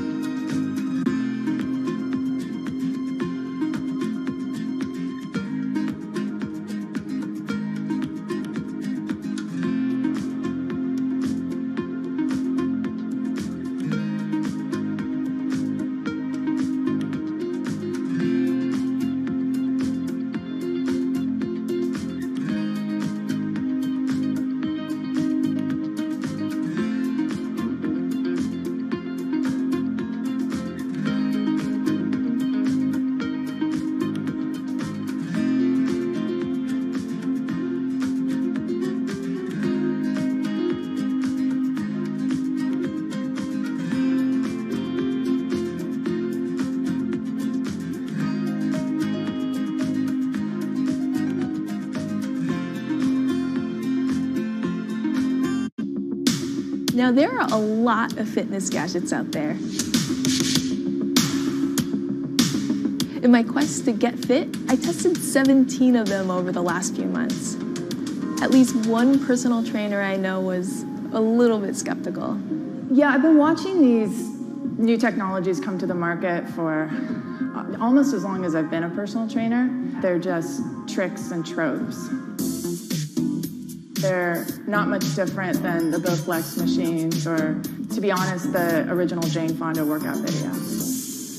But some of these gadgets that are just coming to the market do so much more than what they used to do, just tracking your activities. Out of all of them, this chest strap was my favorite. It comes with a robot coach that points to the future, one where you might not need a human trainer at all. And it works like this. You wear the chest strap so that it can read your heart rate, and that connects to Move's free app that talks to you.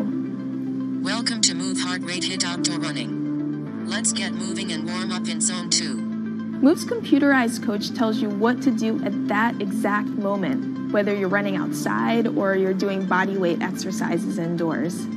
Swing your arms faster to get your legs moving quicker. Let's crush this round. And by reading your heart rate, she knows exactly how hard you're working. She keeps you honest. Way to go, you are in the target zone. Keep pushing, you're almost at the end of the round. Don't give up. I've been running for 7 years now, and my biggest problem is that I never push myself hard enough. I end up going on the same slow, comfortable 30-minute jog, but the Move HR Burn blasted me out of that rut. By the end of these half-hour exercises, I was drenched in sweat in a way that I never am when I work out alone. Training with a real person is great, whether that's your group instructor or your coach or your personal trainer. But humans, they're expensive. For the rest of us, this $60 gadget is all you need.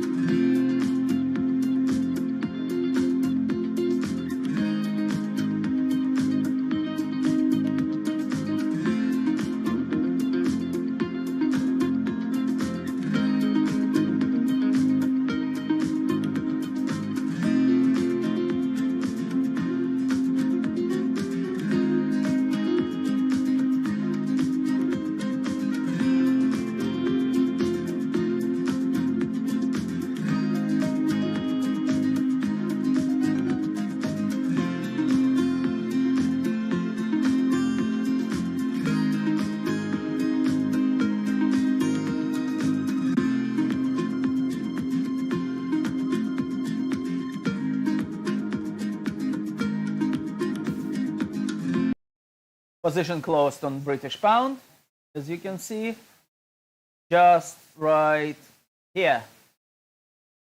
We're in profit. We profited, and we have 200 pounds. How much you got? You need to find out how much broker pays you per pip. If you trade on margin, so you control market, you can invest £1 and you will control market, let's say 100 pounds or 1,000 pounds. It all depends on what agreement you got with your own broker. So in our case, we received 200 pounds in profit. All information you can find from our website, how we trade. If you want to get strategy, you can get strategy also from our website. Please check, as you can see, red ticker, it's always moving. Create a 1-hour trading course and you will get the address. Okay, speak to you later. Programming, physics, and mathematics. He never graduated, but that doesn't mean he didn't get an education. By 1991, Assange hacked into the Pentagon, U.S. Navy, and other branches of the U.S. government. In 1996, he was caught by the Australian Federal Police and charged with over 30 counts of hacking and computer-related crimes. He didn't get any jail time, but he was fined $2,100. I think the first taste of what would come later was the hacking that he did as a young programmer, and that really sort of foreshadowed a healthy skepticism of the use and abuse of technology by governments. That's Vernon Silver. I'm a reporter for Bloomberg's investigations team. Assange's youth as a hacker laid the foundation for him to start WikiLeaks in 2006.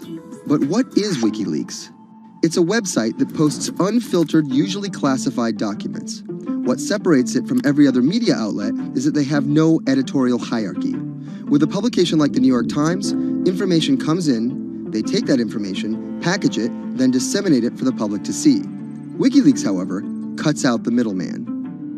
WikiLeaks gathers information, most of it given to them anonymously. So what they're doing is really very simple. They get the information in one end from who gives it to them and out the other with sometimes minimal interference. Julian Assange is the leader of that, the mastermind, the creator, and really, because he thinks of it as a journalistic enterprise, the editor-in-chief. But every story starts with a source, and Assange has some unconventional sources.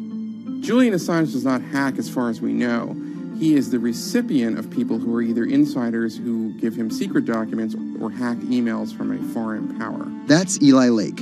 I am a columnist for Bloomberg. And there was no source bigger for Assange than Chelsea Manning. He used to be known as U.S. soldier Bradley Manning. In 2010, Manning provided Assange and WikiLeaks with hundreds of thousands of leaked government documents. WikiLeaks quietly began releasing the documents in February of 2010, then made big headlines in April by posting what is now known as the collateral murder video. Come on, fire! It was a vivid, graphic video. It changed the debate on the Iraq War, and importantly, it put WikiLeaks on the map when they put it online, and they couldn't be ignored at that point. And those leaks were just the beginning. They went on to post more than 90,000 leaked documents known as the Afghan war logs, 390,000 documents known as the Iraq war logs, and 250,000 private messages between diplomats called cables in what is now known as Cablegate. These leaks were met with very real ethical questions. The problem with publishing those cables was that a number of confidential sources for U.S. diplomats who faced real danger when their names were exposed. Then Secretary of State Hillary Clinton drove the point home that every country, including the United States, must be able to have candid conversations about the people and nations with whom they deal. Shortly after Cablegate, the Swedish government issued an arrest warrant for Assange on allegations of rape and molestation. He claimed the allegations were fabricated to get him extradited to the United States, a claim the U.S. government denied. Either way, Assange's next move was to seek refuge in the Ecuadorian embassy, which really was the beginning of the new chapter in his life and what we're dealing with now, which is him being stuck in London. What was supposed to be an office in an embassy is now Assange's self-imposed prison to this very day. But that doesn't mean he's slowed down. Since being trapped at the embassy, WikiLeaks has released files about Guantanamo Bay prisoners, Syrian political figures, and the draft to the Trans-Pacific Partnership. And then came the 2016 U.S. election. Thousands of leaked emails showed Democratic Party officials possibly plotting against Bernie Sanders in his race against Hillary Clinton. Over the course of 68 days, WikiLeaks released 20,000 confidential Democratic National Committee emails. In terms of the presidential race, if you look right here, when Assange released the first batch of emails, Trump actually takes his first lead against Clinton. I think we've had enough of the Clintons in all fairness. Once WikiLeaks started exposing secrets of the Democratic Party, Julian Assange became a hero to many on the right. Public opinion kind of flip-flopped. WikiLeaks! From the emails, we now know Hillary Clinton's campaign manager makes risotto, and also how the DNC squashed Bernie Sanders' campaign. One thing we don't know is who gave Assange the stolen emails in the first place. Many leading Democrats say they suspect it was the Russians. They released an analysis from a private cybersecurity firm that had said it was the Russians. But Assange claims our source is not the Russian government, and it is not a state party. So this is where we stand today. The public still doesn't know who provided the emails to WikiLeaks. Meanwhile, Assange is still running WikiLeaks and still releasing documents. In March 2017, he started publishing documents from the CIA's Center for Cyber Intelligence called Vault 7. The CIA, the agency charged with finding and keeping our top secrets, can't keep its own secrets. As long as Assange has a connection to the world, no government secret will be too far from exposure. Julian Assange is still in the embassy. Maybe he'll leave, maybe he won't. Kind of regardless, his work has been done. He's changed the way people think about their governments, about their own secrets, about their own hackability, and really the world has changed because of him.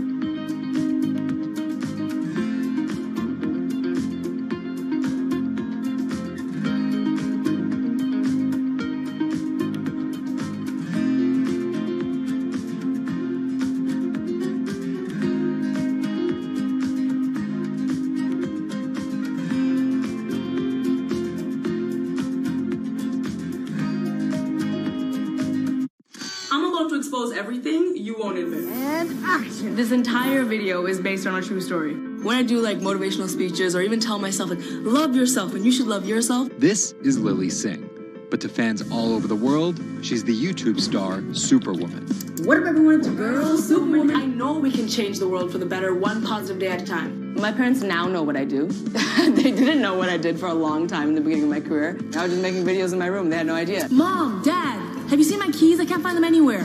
Because you're always on phone. Until someone called them, like a family member from another part of Canada, was like, Canada, is your daughter making videos? And my mom was like, I don't know, Lily, are you making videos? Just making videos grew into an entire career. Today, Lily's YouTube channel has some 12 million subscribers, over 2 billion views, and guest stars like Michelle Obama, Dwayne "The Rock" Johnson, and Seth Rogen. I think a lot of young girls are raised to believe that you're going to go to school and then graduate and then get married and then get a job and have kids. And Lily was on that path, all the way through a psychology degree at York University in Toronto. But when she started thinking about a career, I started to immensely panic and think something was wrong with me because I tried to figure out my life and it wasn't working in that straight line. It was 2010, and YouTube was only 5 years old. I thought nothing of YouTube. I was probably the last person in my circle of friends to discover YouTube. And I remember when I did, I thought, this is so strange. There's people making videos in their rooms, and other people are watching them. So she figured, why not give it a shot? I one day posted a video because I was sad, and I wanted to be creative and happy. She didn't know how to edit video or write scripts, so she winged it. It was so bad and so cringe, and my expectation was literally nothing. I was like, I'm gonna put this video up, a couple of my friends are gonna watch it, probably make fun of me, and that's gonna be the end of this. The second and third video came from, wait, 70 people watched my first one, can I get 80 to watch the next one? She kept creating, she kept posting, and the viewers kept coming.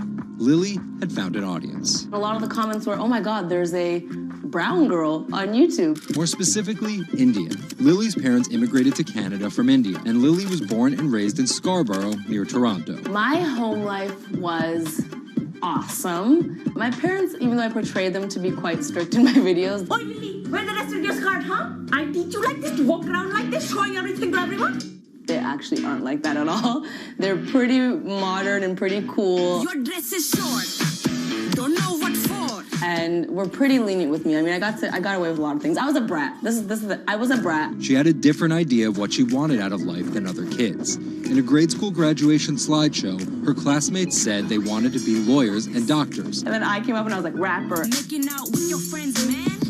But then you say that you hate hoes. I could just feel my parents being like, why? Because that's just not something women really did in the Singh family. I know there was a ton of people that weren't happy about my birth being a female, so I think, and that's a real-ish, but it's a real thing. The best thing I could have done to prove to so many people that didn't want my mom to have a daughter was to become Superwoman. What up, everyone? It's your girl, Superwoman. It was the name of Lily's favorite hip-hop song by Lil Mo featuring Fabulous. I love the song so much because it was one of the only songs at the time that was an empowering female song, where Lil Mo's going on about, like, I will save guys with my superpowers, and I will save girls with my superpowers, and I am Superwoman. I thought, this name that I've had for so long that empowered me when I was younger, I'm gonna make this my screen name. Maybe there should be a new series. Superwoman didn't just burst onto the scene overnight with a viral video.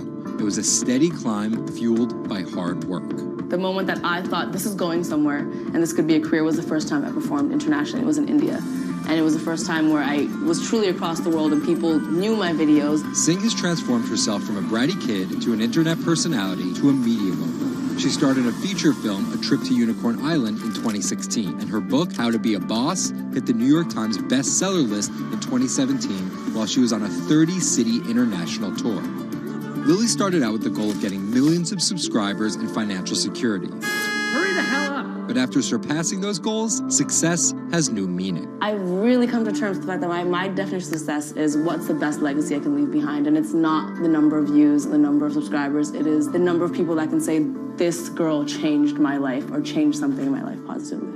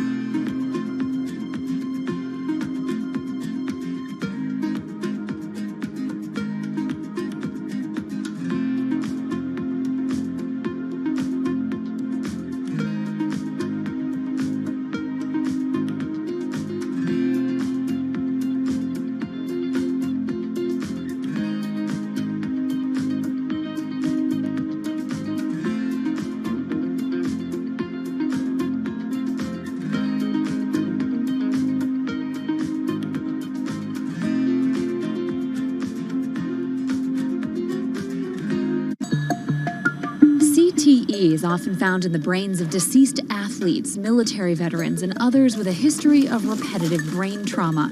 Hundreds have donated their brains to the VA Boston University Concussion Legacy Foundation Brain Bank. This is a former NFL player who died in his early 70s, and this is a veteran who also died in his early 70s. Dr. Ann McKee dissects these brains. The hippocampus and the mammillary bodies are very important for memory. I can see that they're slightly affected. McKee recently dissected the brain of former New England Patriots player Aaron Hernandez, who was convicted of murder and later committed suicide. You'll see right away that the brain is showing signs of shrinkage. You can see the crevices in the brain that you can't see in the normal. McKee says Hernandez's severe case of CTE impacted his decision-making, depression, and ability to control rage and aggression. Right now, she thinks we're underestimating how many people have CTE. We were able to distinguish between CTE and controls and CTE and Alzheimer's disease. The next question is, can we do this in the blood, and can we do this in living people? And we aren't there yet with those answers. But the need for a diagnosis in the living is motivating companies such as Quanterix in Lexington, Massachusetts, to work faster on technology that could diagnose concussions and CTE in as few as 30 minutes. Kevin Rosovsky is the CEO. It's like a high-powered microscope. And so by doing that, we can see little biomarkers that you couldn't see before in the blood. Quanterix received a grant from the NFL and just went public. Since then, its stock is up more than 40%. The company sells a machine called Simoa for $175,000 to other biotechs, hospitals, and researchers. And for the first time in history, we're able to see brain health in blood, and that's a major breakthrough, and that's leading to less invasive testing, and we've already been able to see evidence of concussions, and there's the beginning evidence of being able to see the accumulated effect of concussions. Quanterix is also trying to detect Alzheimer's disease, multiple sclerosis, and ALS. Rosovsky says he thinks diagnosing concussions will be easier than diagnosing CTE. Diagnosing CT in the living probably is a couple years away. We're real excited to see the progress, but reducing some of that work into actual tests in a laboratory takes time. There's regulatory approvals. There's a lot of red tape that you have to go through. Also in this race to diagnose CTE in the blood are Athlon Medical and Exosome Sciences. And New York's Mount Sinai Hospital is scanning for the disease in the living. But it's just one step in a series of questions for those with serious head trauma. There's still no cure for CTE. Even if we had a great idea for a treatment, there's no way to test whether it's effective or not. So that's the enormous advance that we'll get if we can develop a biomarker for this disease. In Boston, Ann Mostu, Bloomberg News.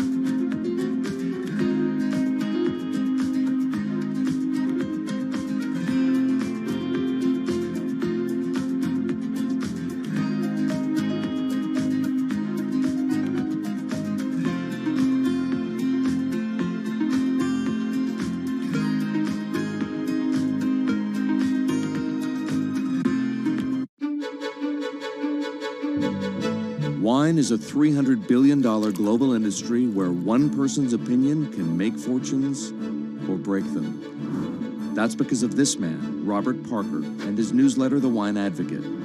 For 3 decades, he dominated as the world's most influential wine critic. Now Parker's protege is building an empire of his own. Antonio Galloni runs Venice. Antonio, tell me, what are you trying to build at Venice? Well, at Venice, we started with the idea in 2013 of building a world-class platform. We have a database of about 250,000 professionally written reviews. On Delectable, we have 7 million user reviews. Through Delectable, we also have a partnership with Whole Foods and several other partnerships that we can't announce just yet. And when you put that all together, what we have is something that no other company in our space can even come close to. Do you think of yourself as the next Parker? Not at all. Why? Because Steve Jobs said you can't live your life trying to be somebody else.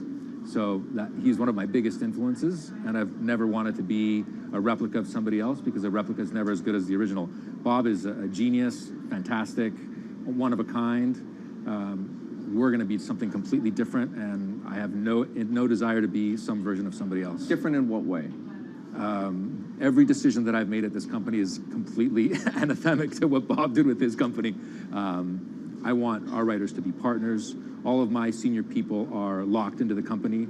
They all have equity or they have a path to equity based on business results. That's something that we never had at Parker. Our benefits are world-class, and everything that we've done at Venice is completely different from that model. When Steve Tanzer, who is the most experienced active wine critic in America, wants to work with us, that says something. When Alessandro Masnaghetti, who's the best cartographer of vineyards, wants to work with us, that says something. When Neil Martin, who's a superstar wine critic with enormous experience in Bordeaux and Burgundy and the former lead critic at The Advocate, wants to come and be part of our team, that says something. You make it sound like The Wine Advocate was a disaster as a company and a miserable experience as an employee. No, it was great because I got to work with Bob Parker when he was at his prime, you know, and Bob was like a second father to me, and we talked on the phone all the time, and he gave me great advice. Can anyone's palate dominate the wine criticism business the way Parker's did? And should anyone's palate dominate it the way his did? I just think the world is very different today. You know, I mean, it's just a totally different world. It's probably not healthy to have a single person dominating the world. It's not even wine criticism, it's the wine industry. Yeah, that's probably not the healthiest thing in the world. But I think that there's just such an opportunity right now with social media and technology to reach such a massive number of people that I think it's possible that 1 or 2 people will actually have more influence than Bob Parker did, because they will, again, this goes back to your first question, not trying to be a version of somebody else. You see this in sports all the time. It's like, oh, well, nobody will ever beat this record. And then somebody comes along, you know, it's like tennis, Pete Sampras. Nobody's ever going to win as many Grand Slams. Now you have 2 guys who are ahead of that and 1 knocking on the door. And so I think a lot like that. You're a former investment banker. How does that inform and influence what you're doing and what you've done? My generation has had to deal with a lot more challenges. That's why I think we're actually much better poised for the future. My first job in finance, the first thing that happened was long-term capital, 1998. Then the tech bubble melted down. Then there was a mutual fund trading scandal. You know, that was all like within about 5 or 6 years. And these are the things that I had to deal with as a young executive. My peers who were 20 years older didn't know how to manage in crisis. They'd only seen Black Monday. They'd just been in a big bull market. It's very different. So I'm very lucky. People of my generation or a little bit younger have actually had to deal with a lot more crises. I think that's actually good for learning how to cope with challenges in business. From the outside, it kind of looks like you're trying to demolish the house that Parker built, right? You left The Wine Advocate. Yeah. You merged with one of his chief rivals. Yeah. And you just hired his successor, Neil Martin. Mm-hmm. So are you? I think what that says is that all the best people want to work at our company. And that's really what we strive to create starting in 2013. We wanted to create a world-class company that would attract the best-in-class talent, and not just on the content side, on the technology side, on the digital side, our office, and at every level, what we're trying to, we only hire superstars, and we're looking for those superstars.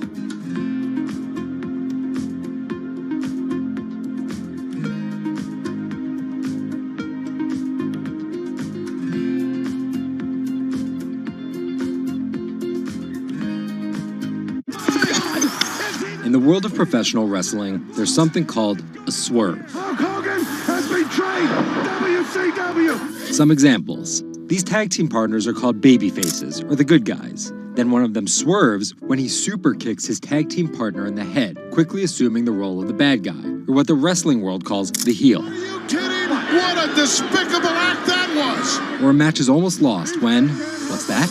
The superstar wrestler appears out of nowhere sprinting down the aisle to save the match. That's the Warriors music! That's the Ultimate Warrior! That's a swerve. So it should go as no surprise that World Wrestling Entertainment, known as the WWE, the most popular brand of sports entertainment in the world, is prepared for any swerves that come their way. So here's the story of how the WWE learned to see the swerve coming.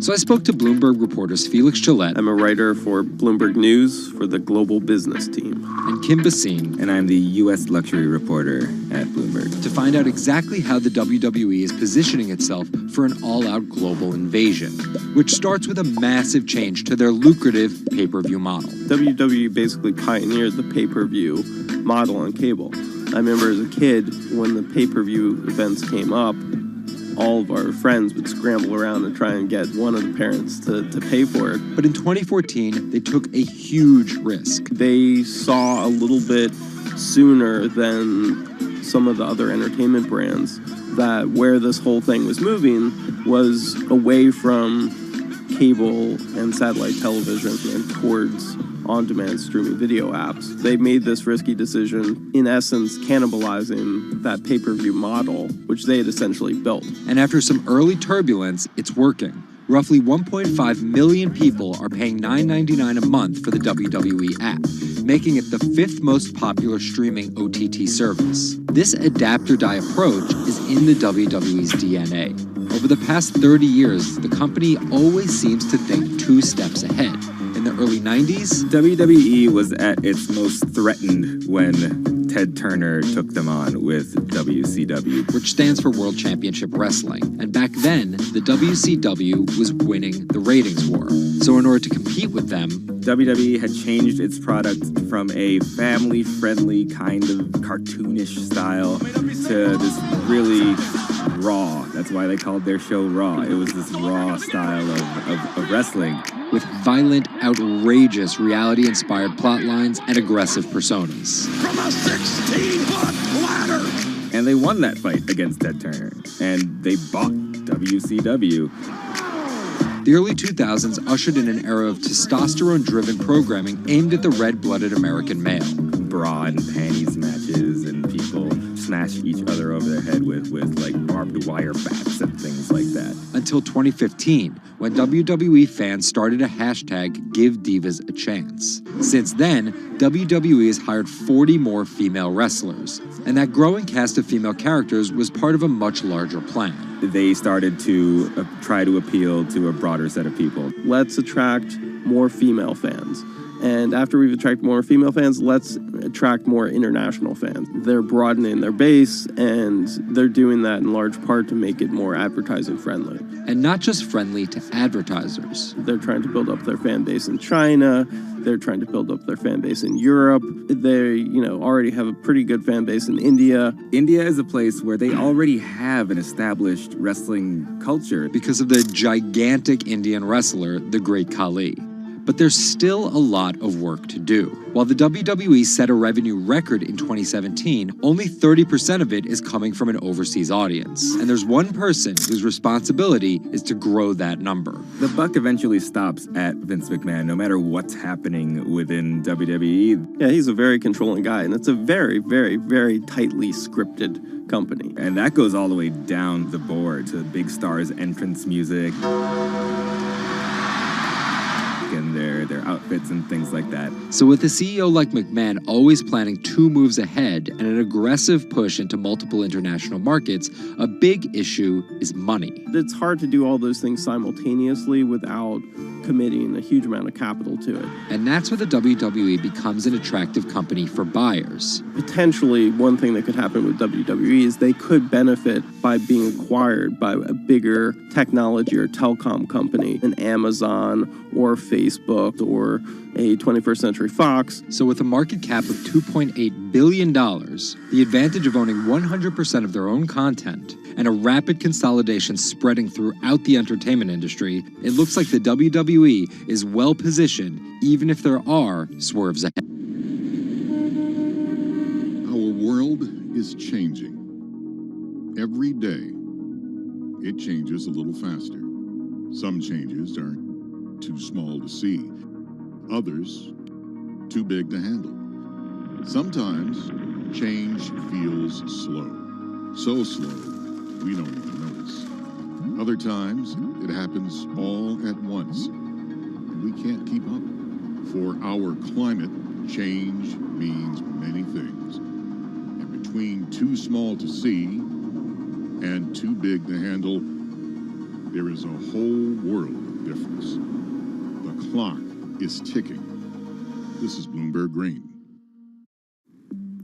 Saving the seas. This week, the deep-sea diver who stopped writing the ocean's obituary to find a solution. Enric Sala tells us why the next 10 years matter most. And globalization needs to get greener. Shipping accounts for nearly an eighth of all transport emissions. How can the industry clean up its act? Plus, protecting coastlines comes at a huge environmental cost. But one Israeli startup found a way to keep the sea out and the animals in. From London, I'm Anne-Marie Hordern, and this is Bloomberg Green.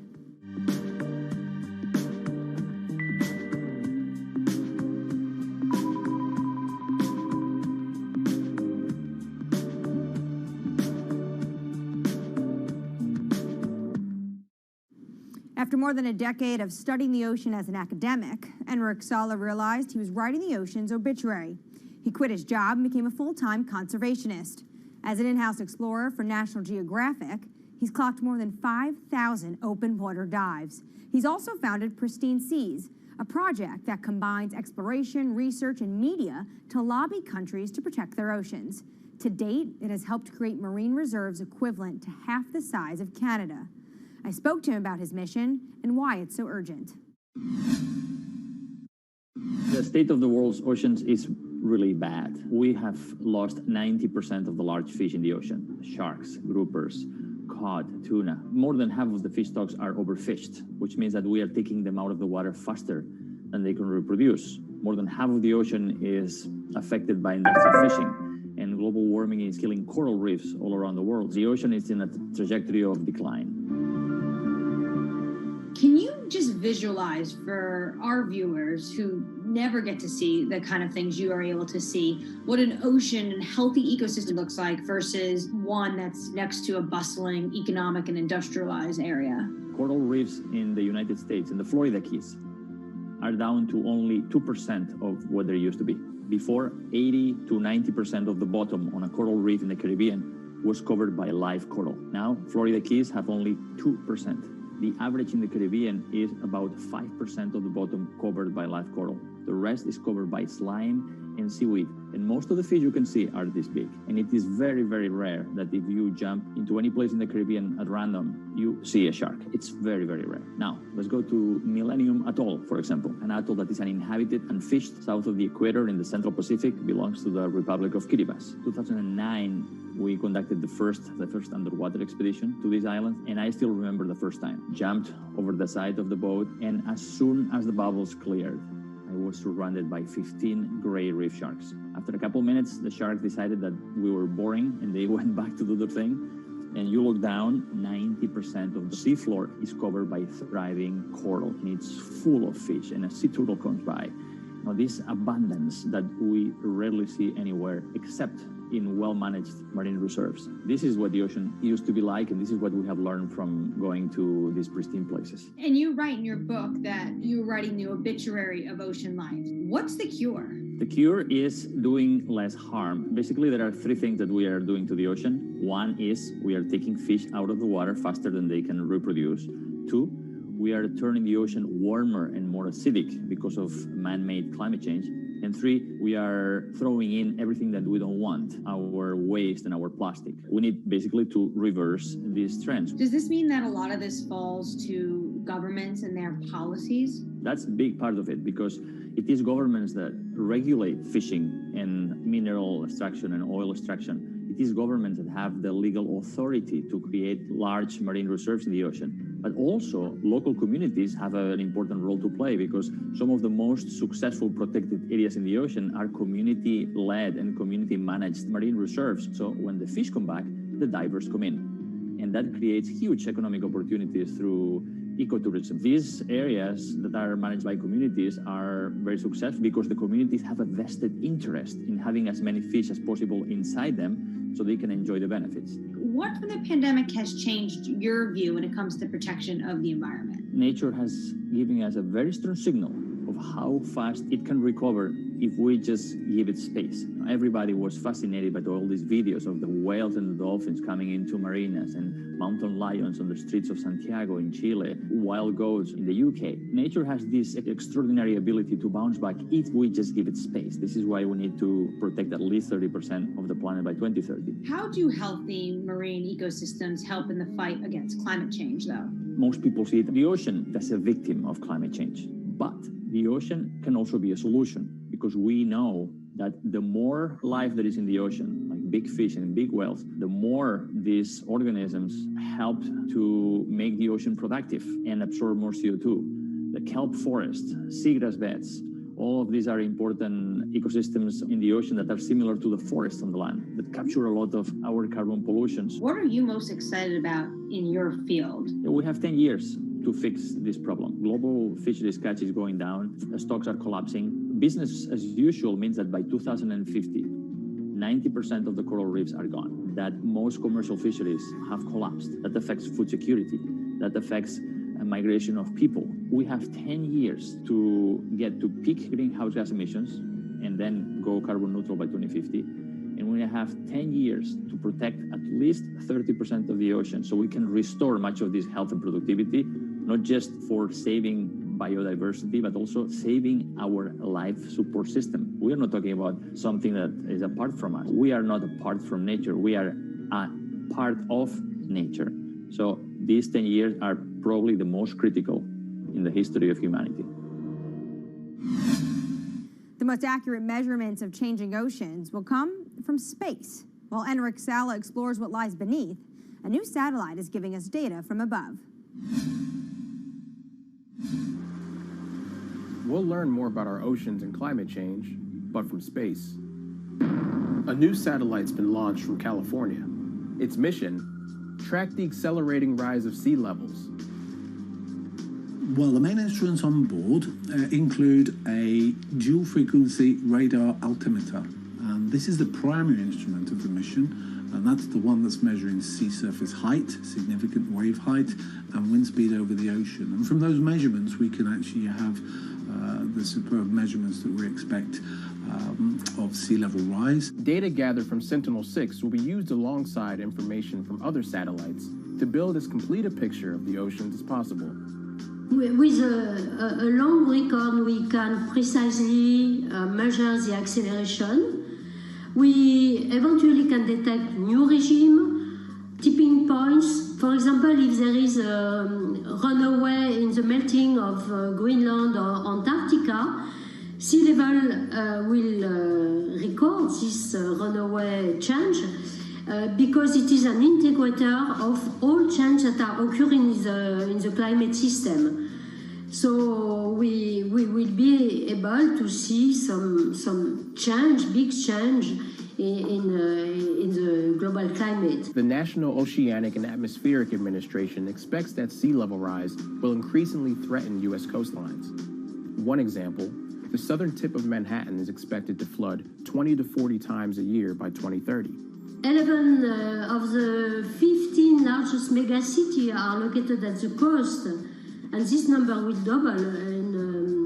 The number of people living in coastal area will double by 2060. So,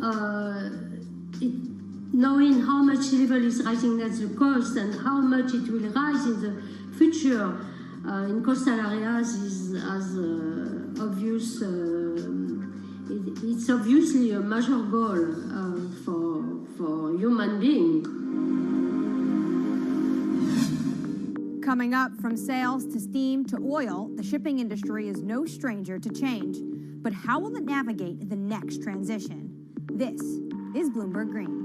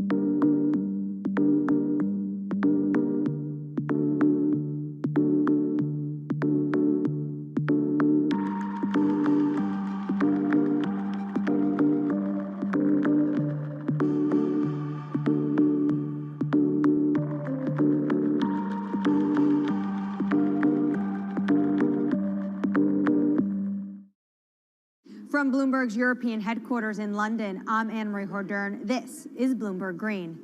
Now, for your roundup of this week's latest climate news, Jennifer Zabazaja has your Green in Brief. Here's the climate news you need to know. Deforestation of the world's largest rainforest has hit a 12-year high.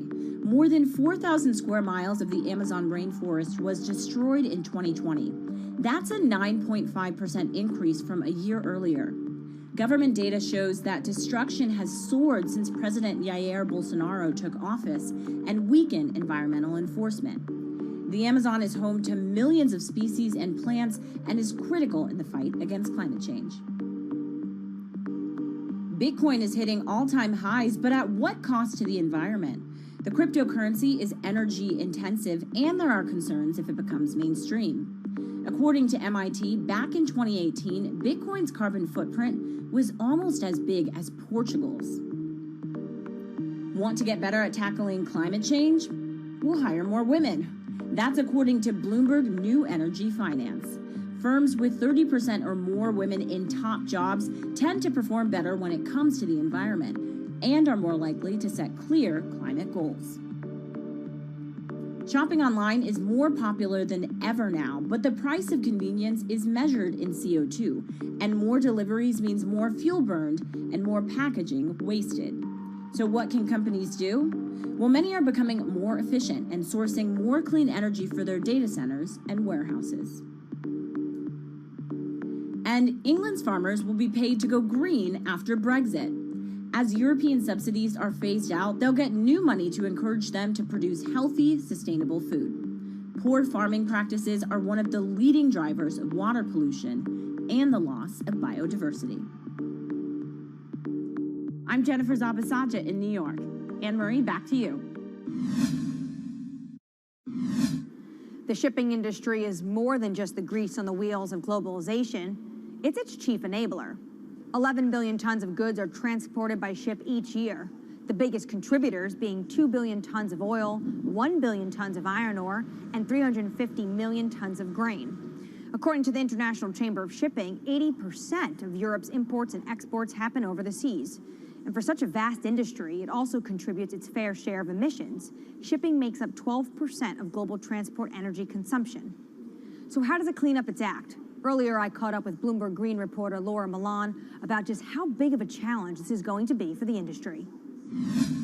One of the main issues is size. So about 90% of the world's cargo is moved by ships. So obviously changing such a huge industry is not going to be fast and it's not going to be easy. The second issue has to do with technology. So ships obviously travel for many days at sea. It's not as easy for them to refuel as it would be for a car, for example, going on a road. And the sector still hasn't found a technology that's economically viable and that's zero emissions, an equivalent to the electric batteries for cars, for example. But actions are being put in place to make the industry a bit more environmentally friendly. Walk us through those steps that they're taking. That's it. So there's a first step that would involve using low emission fuels or biofuels that would significantly reduce the existing emissions.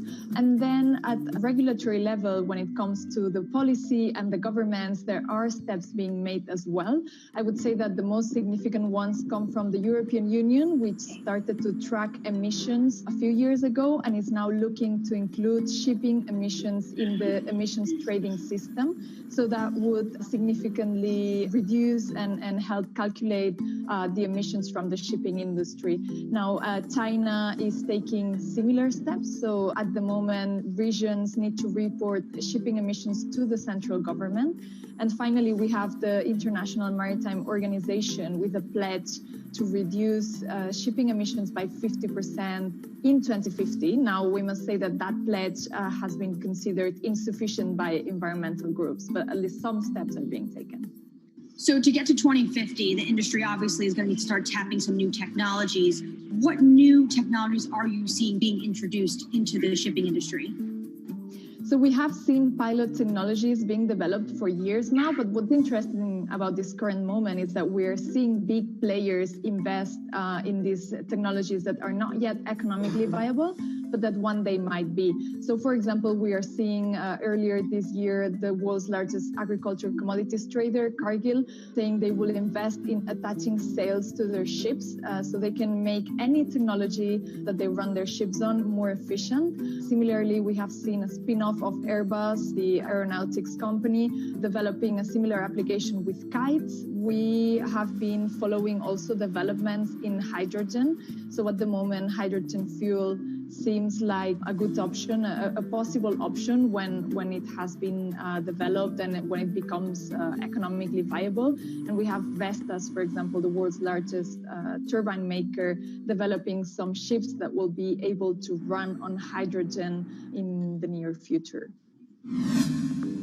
Coming up, rising sea levels means humans need to get creative when it comes to coastal defenses. But how do we protect both ourselves and the environment? One Israeli startup may have the answer. That's coming up next. This is Bloomberg Green.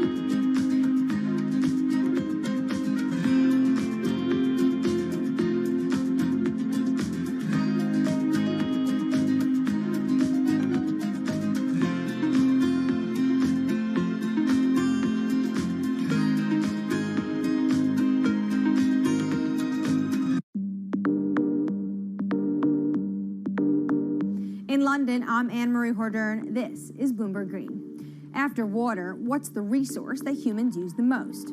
It's concrete, 3 tons a year for every person on the planet. And engineers estimate it's used twice as much as all other building materials combined. And it comes with a huge environmental cost. Concrete, not just in cities,